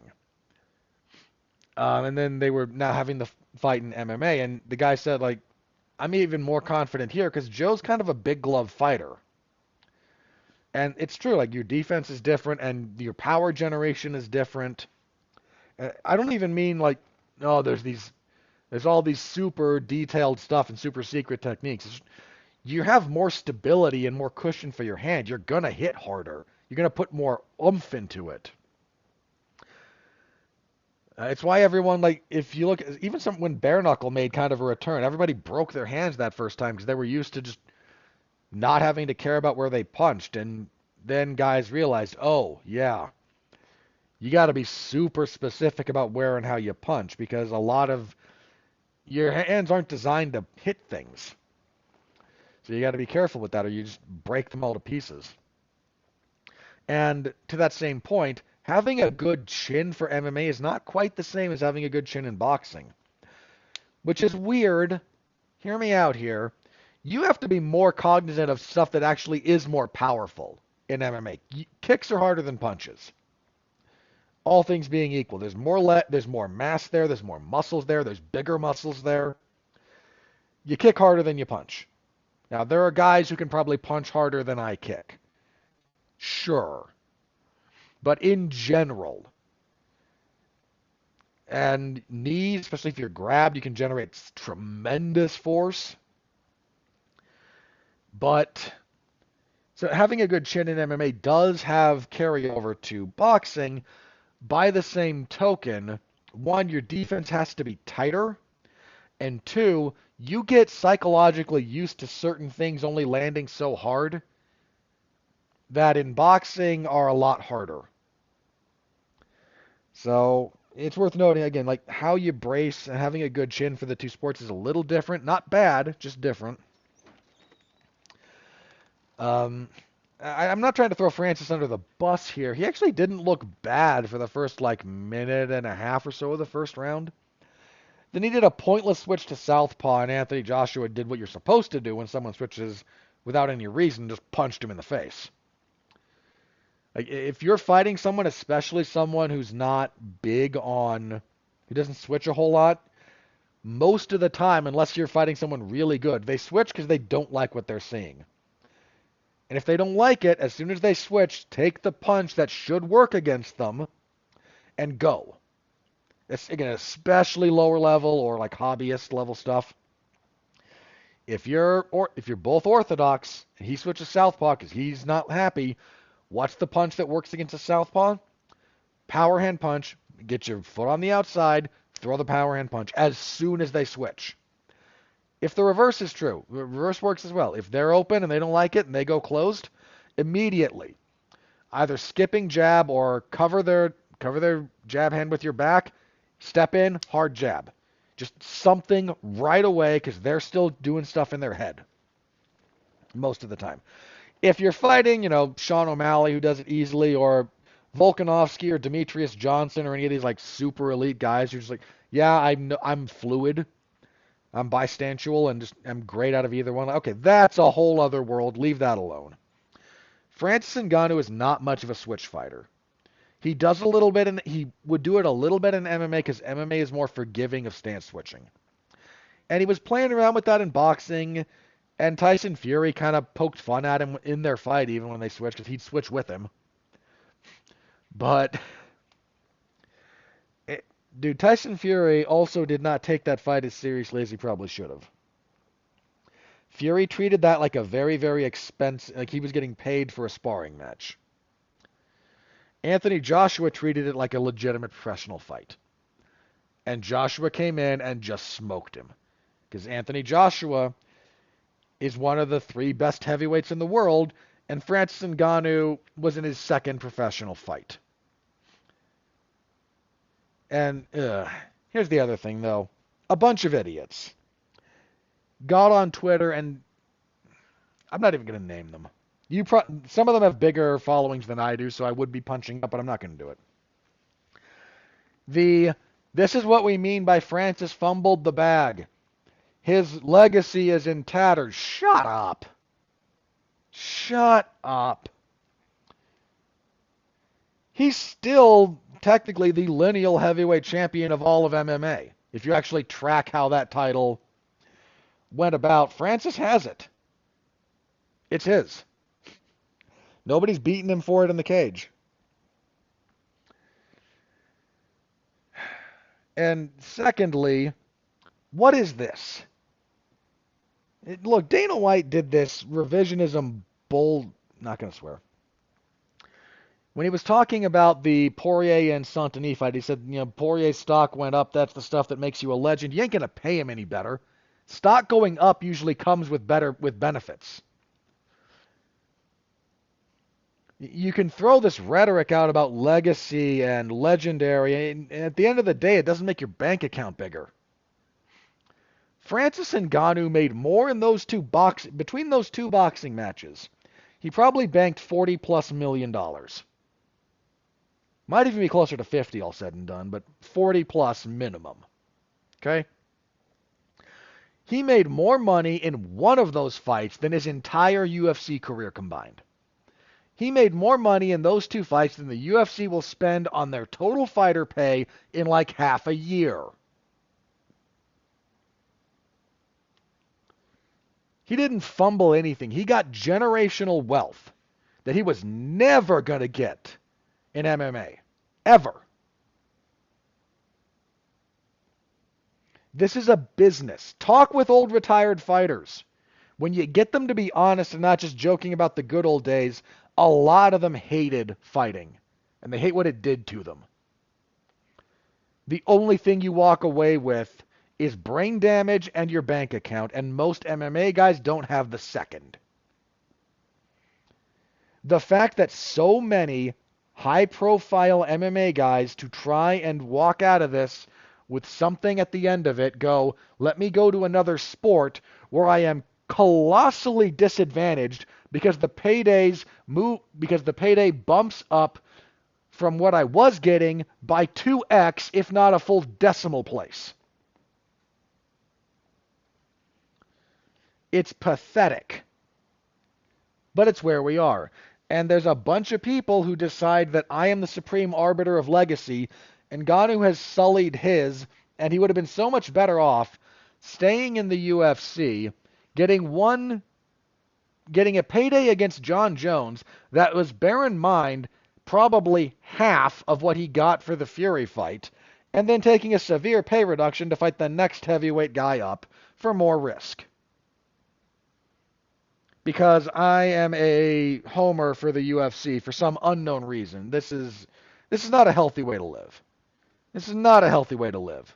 Please, I beg of you, stop making defending a monopolistic entity your personality online. It's, yeah, just don't do it. So, but the things coming out of this a little bit go as follows, actually. One, scary knockout. Like, Ngannou fell over on that last punch from Joshua pretty much the same way Stipe fell over when Francis left hooked him. So, yeah, a little scary. Ngannou was down for a while, but recovered, seemed to be in good spirits. I mean, that stupid thing got floated after, like the still image of Ngannou falling over his knee and going, "Would you take $20 million to have this happen to you on national television?" Guys, I wouldn't hesitate. Anthony Joshua would do serious damage to me. I am under no illusions about this. For $20 million, I'd do a lot. I'd do a lot. Yeah, he wouldn't even have to hit me in the head. Like, I freely admit my body is not conditioned to take an Anthony Joshua shot. He could bust my ribs, one solid left hook, I'm down, we're done. I don't even mean I'd throw it. I mean, I might even like put forth a good faith effort. I just know I'm getting massacred. Uh, but for $20 million, somebody mentioned, like, there's idiots out there taking serious brain damage for $2,000 on Rumble in Power Slap. Yeah, everyone would take the money to get knocked. If all that happened to me was I got knocked out like that and I recovered like Ngannou did, I come out ahead. Easy. Like, stop with your silliness, please. Ngannou didn't fumble anything. He got paid. And he got paid well. I don't know how much he's probably going to take at least one fight in the PFL now, but yeah, we'll see. Dude, he might retire. He might come back to the PFL, beat Hedin Ferreira, and say, I'm out. Anthony Joshua told him, I think, after the fight, like, don't leave boxing. But, let's get you trained properly, and there's still stuff you can do here. Dude, with how piss poor Deontay Wilder looked in his last fight, that's still an option. Deontay Wilder, when he fought Joseph Parker, and just looked like he looked terrible. There's not another word for it. He looked terrible. So that might still be on the table for Francis, but like, he could build himself into a decent boxer if he gets with a good boxing gym and doesn't fight, the very best guys in the world with no real boxing experience. It's always going to end badly. It went as good as it did against Fury because Fury didn't take that fight seriously. So, and even then, like, I don't know that Fury beats other thing. Like, I get that Eddie Hearn has to stump for his guy, but the commentary team doing, Anthony Joshua, best heavyweight in the world, he got blanked out basically by Alexander Usyk twice. Can we stop with that, please? Alexander Usyk is the best heavyweight in the world. Well, it's him or Fury, and I'm starting to lean more and more towards Usyk, if I'm being honest. But it's one of those two guys. And I know they're trying to do the, I can't wait to make Anthony Joshua and Tyson Fury in the UK, because that would be enormous. It would. But Fury beating Usyk is not, I repeat, is not a sure thing by any stretch of the imagination. And I don't know anyone that has an appetite for Usyk Joshua 3. Like, how is that going to go any different? I shouldn't say that like Usyk completely blanks Joshua. That's a little bit disingenuous. But there was no argument for him winning either of those fights with Usyk. No, he did better in the second one. He still pretty clearly lost like at least, was it 7 or 8 rounds? I mean, it was enough to lose. I'm trying to remember exactly how many rounds I had him down. I might have given Usyk, was it 8 or 9 total rounds out of that 12 rounds? I feel like 8 minimum, but I'd have to go back and double check. But yeah, again, the ignoring of Usyk, I don't like. The assumption that Fury is going to beat Usyk, again, I might still favor Fury. I don't know, but I just could have done without that. But you know what? Again, I'm not mad at Francis for getting paid. Dude made a killing in 2 fights in boxing.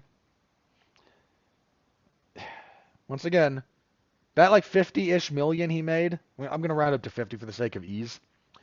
That's more than the UFC will pay all of its fighters in total in like half of 2024. In all probability, like they just don't. So, yeah, Ngannou got knocked out badly. Oh, and the other side of this coin is, none of the boxers want to come over and fight in MMA. They know they'd get killed. It's not that they know they'd get killed. I think most of them understand that would probably not go well for them. They don't come to MMA because it's very difficult. MMA incorporates, high-end boxing is very difficult training. But it's all, again, it's narrow, it's refined, especially when you're very good. It's refining and adjusting. MMA incorporates a lot. A lot. And you have to not only do a lot of different things, you have to have a lot of repetitions at a lot of different things. It's actually why the injury load in MMA is so much higher. Because you're training a lot in a lot of different things. But so they're going to be taking that at a disadvantage, and there's no money, right? Like, again, Anthony Joshua, he got a giant site fee. He gets a giant site fee from the Saudis in addition to whatever his normal purse is. Let's just say he made 20 million. He made more than 20 million for this fight, but for the sake of argument, he made $20 million for this fight. Let's just say hypothetically, in a perfect world, Francis Ngannou comes back to the UFC, says, "I want a rematch with Anthony Joshua in MMA." The UFC is not going to pay Francis Ngannou 20 million. They're not going to pay Anthony Joshua 20 million. So he'd be taking a fight that he's at greater risk, enduring a greater training load with greater injury rate for less than half the pay he's making. There is no incentive. Of course he's not going to. You wouldn't either. There is no incentive. MMA fighters go to boxing because the incentive is there and it's money. If the UFC wanted to bring a top-tier boxer over to MMA to fight someone in a commensurate weight class, they would have to pay so much more than they do. And they're not going to, so there's no incentive. No boxer on earth cares that they can't stop a double leg or have a hard time doing it. Terrence Crawford can. But most of them, it doesn't matter. Oh, you can't check a leg kick. So what? I compete in a sport where that's against the rules. It's like saying like saying to Ronaldo, "Oh, you couldn't take a football tackle." Like, I don't care. I'm one of the most well-paid famous athletes in the world in a sport where that's not a consideration. Oh, woe is me. Whatever will I do? Yeah, for the record, kind of the same thing goes the other way. You can't go to an NFL lineman and say, you can't run. You have no cardio. Like, you can't run consistently the way soccer players do. Uninterrupted, basically, for, 30, 40 minutes at a time. You can't do that. You'd keel over and die. They're going to go, oh, woe is me. I make, my minimum salary is well over $1 million in a sport where that's not a consideration. Whatever will I do? Nobody cares about this except people whose egos about this are so fragile it's comical. Please stop. Understand how incentive structures work and you'll understand why this doesn't happen. Dude, even Terrence Crawford. This dude was a pretty legitimate wrestler at the state level, the high school state level, coming out of Nebraska, which has a great wrestling program. You can look up him wrestling. He'll still do it from time to time because he enjoys it and it kind of amuses him. He got asked about that, like, you could do MMA. Not only are you, exceptional boxer, like, you can wrestle. His response was, yeah, but I hate that kicking stuff. Just, no.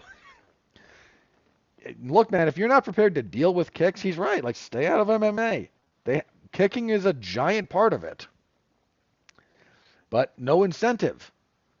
I guarantee you, if he was offered more money, he agreed to his move up to the next weight class. I think it was 140. I think he's taking on Frampton, which is a good matchup. Like, if somebody offered him twice what he was making for that boxing fight to do an MMA fight, he'd do the MMA fight. But that's never going to happen. So, no incentive, no result. So there's that, and we had to endure that kind of stupidity. Ugh. Francis Ngannou didn't fumble anything. Generational wealth. More money than he was ever going to make in MMA. In one fight, he made more money than he was probably ever going to make in MMA. In two, way in the distance. And this is a business.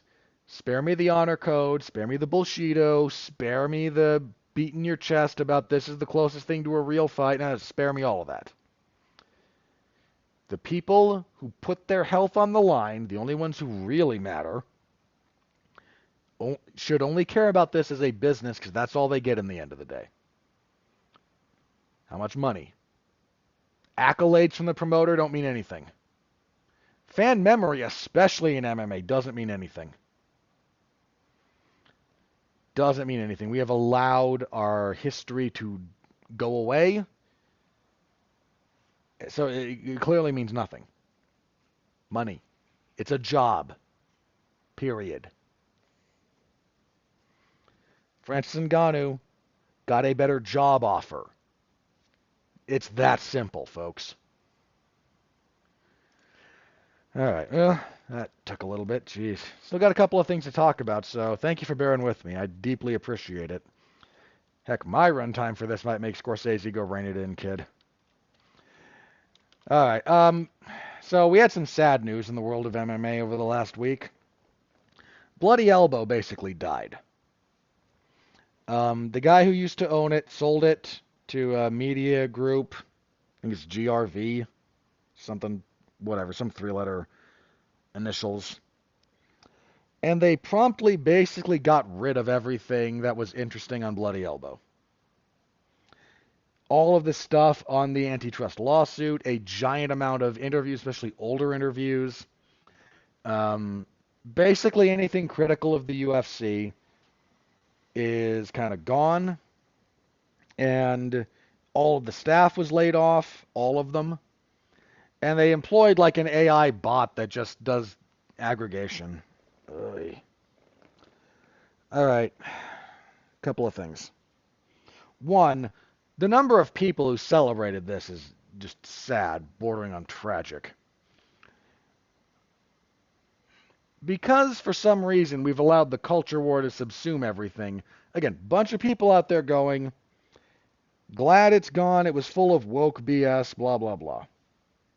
Okay. I've made no secret of the fact that, one, I am not political party affiliated, but two, I'm a religious guy.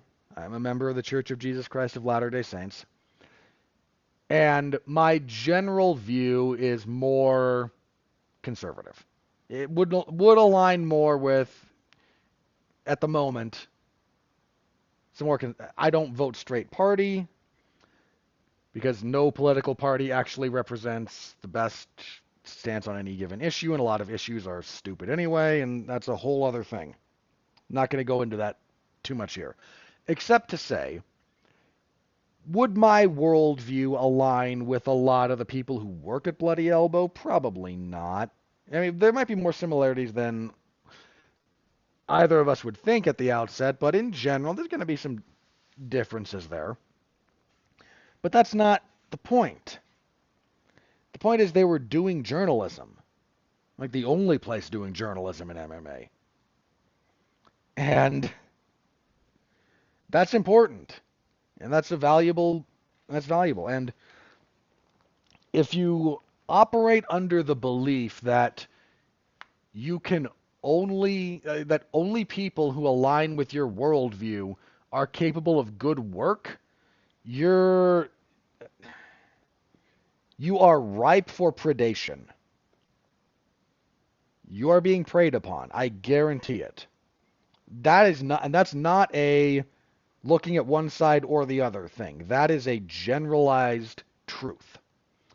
If you are unable or unwilling to understand the value of work being done by someone who you don't agree with on everything, that level of tribalism is a road to atrocity. And I know that's a little bit alarmist, but that's how we get there. That's where that road goes. We've seen it. Look at the catastrophes of the 1900s. You'll see where that road goes. It's stupid. Please stop. Would I rather have a news outlet that, maybe more aligned with my political beliefs that was doing this? Yes, I would. To the best of my knowledge, it doesn't exist.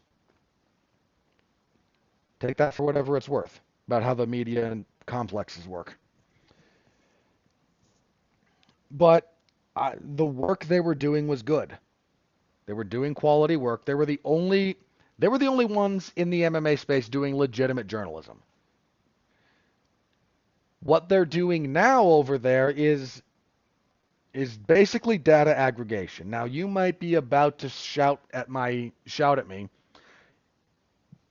Isn't that basically what your website does? I mean, I work there, but isn't that what 411 Mania does? It's a lot of news aggregation rather than, we don't, to the best of my knowledge, we don't have reporters. We do aggregation. I don't object to aggregation existing. There's a place for it. There really is. But aggregation doesn't do anything without legitimate journalism. Otherwise, there's nothing really to aggregate, right? And to the best of my knowledge, nobody who works with me or around me in this space considers themselves a journalist. And frankly, if they did, I'd have a discussion with them about what they do that constitutes that. I don't consider myself a journalist, and sometimes that's because I take issues with some of how journalism is taught and how certain individuals feel about what they do, because there's some people, but this is true of anything. You're always going to find weird people. But journalism is something that should be held to a high standard and does not involve the base aggregation of data. You do some of that, that's part of reporting, but if all I'm doing is looking at what other people have actually done the legwork to report and then saying, hey, this is a thing, I'm not reporting. All right? I'm doing basically polemics, which again, there's a place for. I don't object to that. But when that's all there is, you don't have anything. When the totality of MMA media is just, I'm going to name someone specifically here, and I don't, much like everything else, I don't necessarily object to this individual's existence or the existence of their content. But if all we're working with is like Nina drama and fighters' Twitter feeds, we don't have anything. You're not doing news. You're a propagandist. Congratulations. Again, I don't care that Nina Drama has carved out her little niche. I don't find it useful or entertaining or anything like that, but I'm not. Other people do find some uses for it, and fair play. There's room for that. If you like it, you like it. I'm not here to tell you, I'm not here to insult you over that. You cannot tell me with a straight face, though, that if that's all there is, we're in a healthy place. You can't tell me that with a straight face. How did we get to a place where the news, like the news outlets and the level of reporting around professional wrestling is better than in MMA? And look, you can make fun of some of those pro wrestling guys, Brian Alvarez or Dave Meltzer. You can make fun of them. And it's kind of a long tradition in professional wrestling to kind of poke fun at them a little bit. But, you know, the team at like Fightful, I know Sean Ross Sapp, I don't know him personally, but I do know a few of the people who work at Fightful actually. And they do good work. Like if Sean Ross Sapp comes out and reports something, are you going to trust him?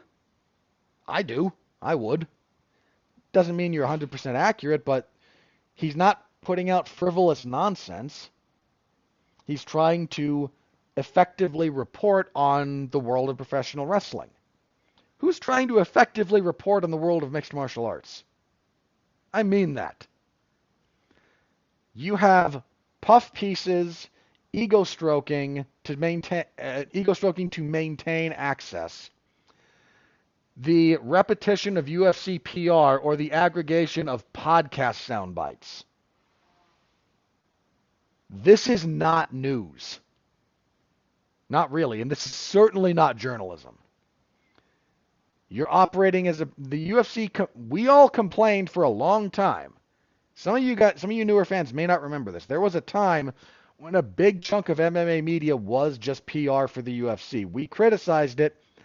They heard us. A lot of outlets tried to do real work. The UFC got pissy because the UFC only views media as a PR machine. That they actually view it as nothing but an outlet for their propaganda. It's why they don't give credentials to certain people. It's why they don't give credentials to certain outlets. It's why they don't like questions being asked about fighter pay. And if you have the gall to ask a real question of Dana White, he's not going to answer. He's going to insult you. He's never going to invite you back. And there's a decent chance he's going to try and get the clip of him quote-unquote dunking on you. Most of the time, it's an insult, not a dunk. Those are two very different things.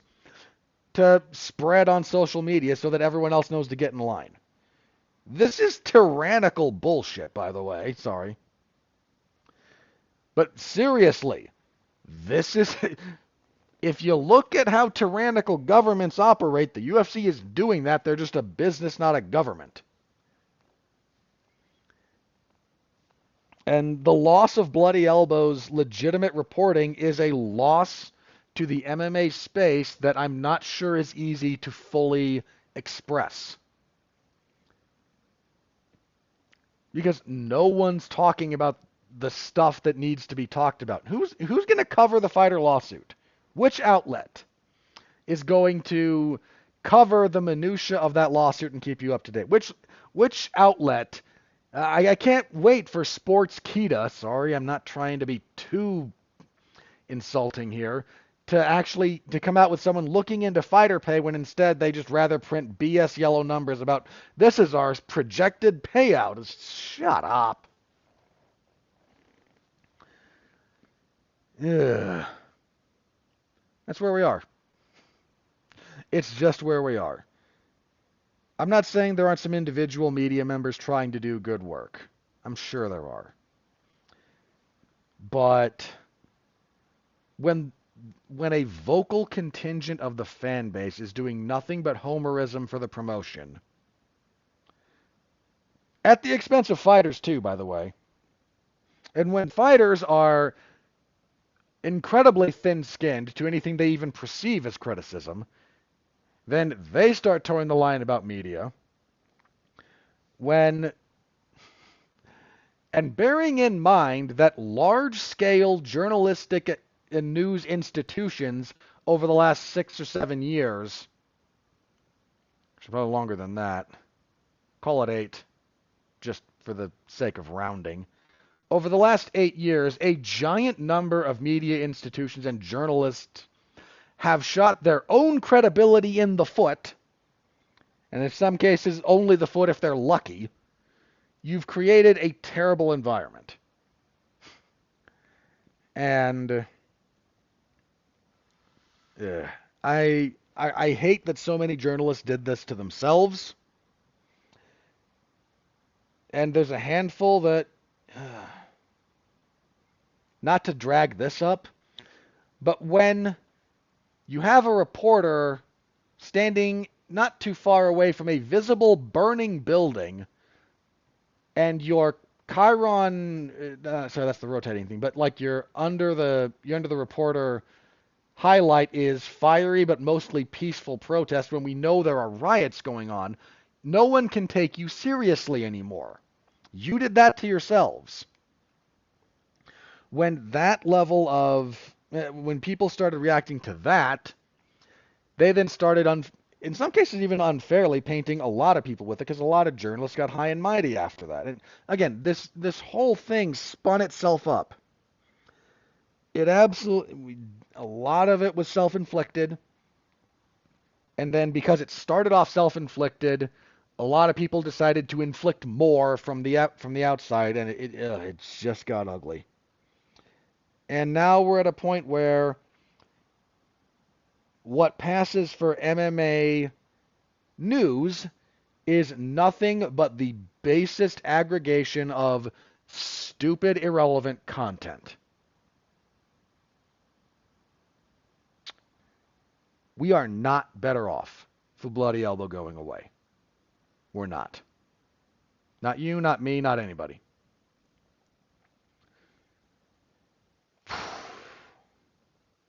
Yeah. So it's just not in a good spot, man. It's really bad. That's really bad. And bear in mind, I know that what I do is that. What I do here, I look. I don't have sources. I don't know anybody by name. I don't have anybody's phone number. I am in the business of, again, essentially opinion with a degree of polemicism attached to it. I give you my analysis. I give you my opinion. But I am well aware that I only get to do a bunch of this because there's people out there doing real journalistic work. When that goes away, nothing is better.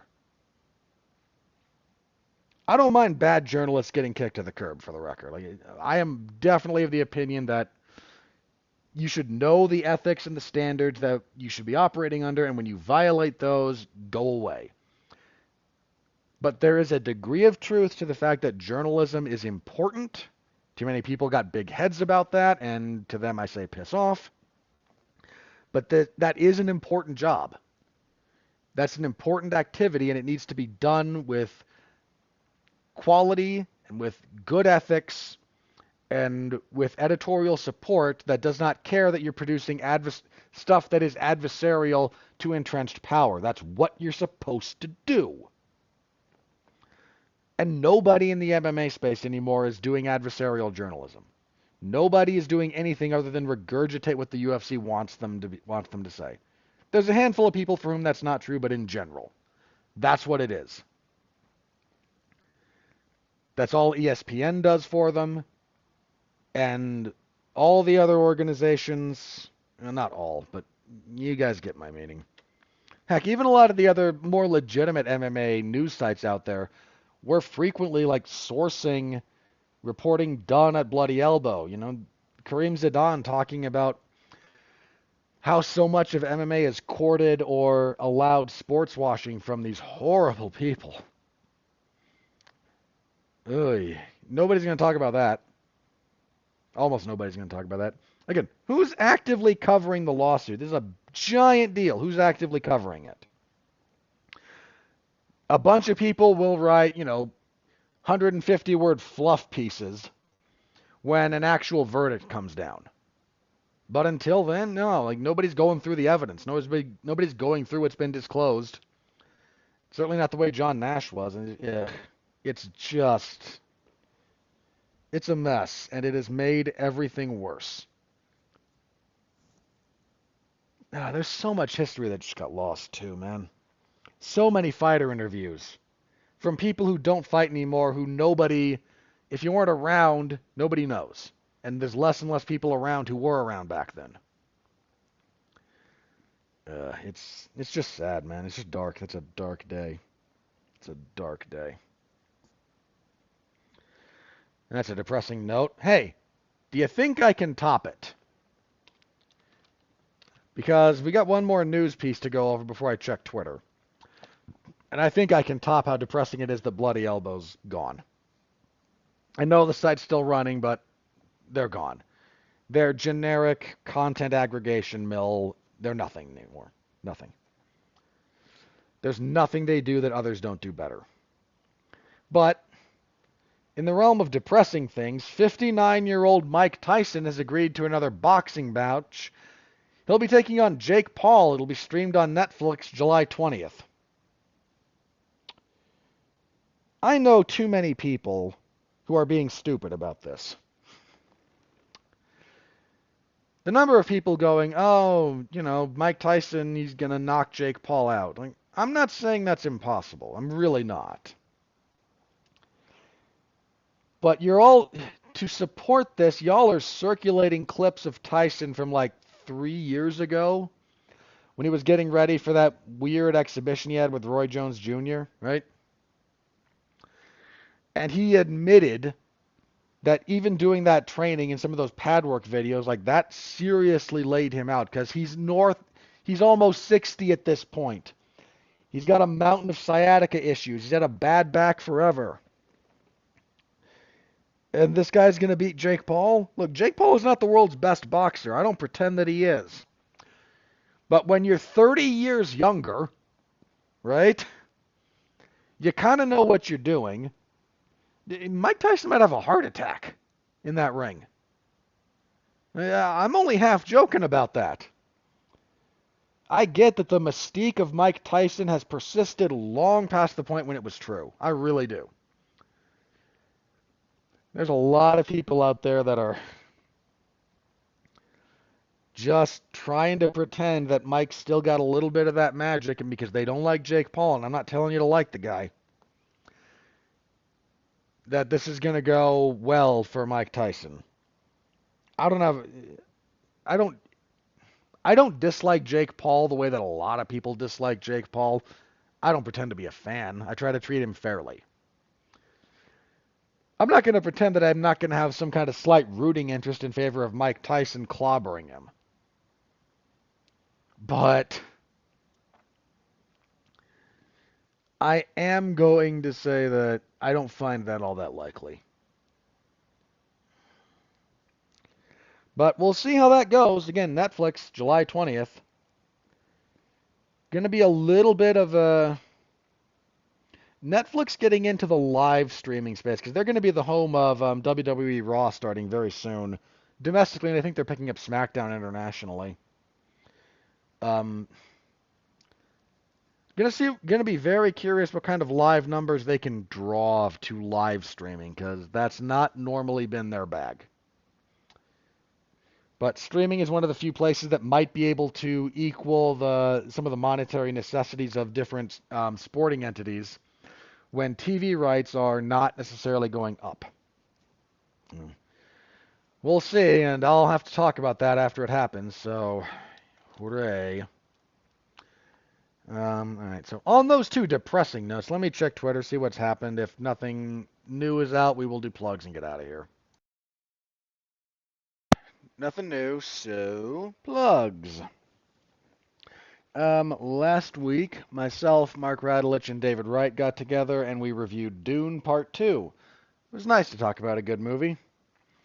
So you can find our review of that up in the archives over at the W2M Network podcasting families, or just put Damn You Hollywood into whatever your podcast platform of choice happens to be. You can find me over there. This week, so Monday, so probably about the time you're listening to this, generally speaking, most of my listens, or at least downloads, come from Monday. Myself, Mark, Alexis Haina, and Zachary Wright will be reviewing Kung Fu Panda 4. Because some people wanted to. So we'll be looking at that. I might enjoy Mark's misery because he is not a fan.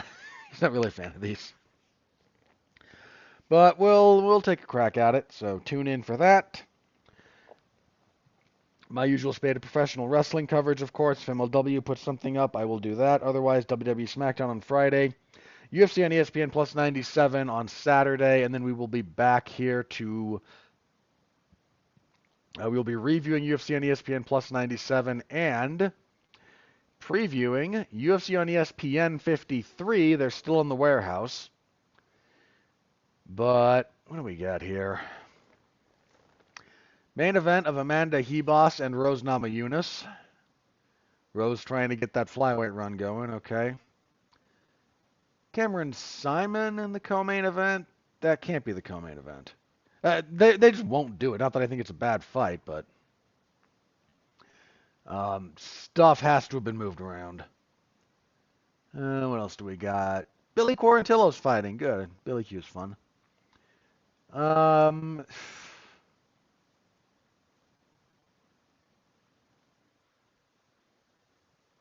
Yeah, there's not a lot here, guys. Half interested in a grotesque sort of way in Muhammad Usman and Mick Parkin.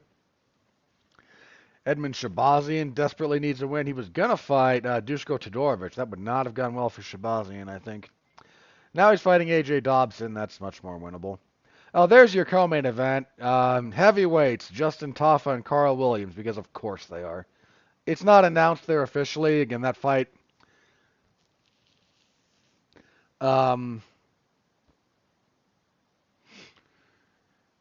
Okay. Yeah, because Justin was supposed to fight... Sorry, Junior was supposed to fight here. He wound up fighting Marcos Rogerio de Lima. Justin seems to have recovered from his knee injury and will be fighting here, whereas, again, Junior got knocked out not too long ago. So, whatever. It's not good. I'm not going to pretend it's good on paper, so... Full preview next week. We'll see if that card holds up. All right, until then, thank you very much for listening. Longer episode, but we had a lot to discuss, so I thank you for bearing with me. Till next time, stay safe out there, and continue to be well, be safe, and behave.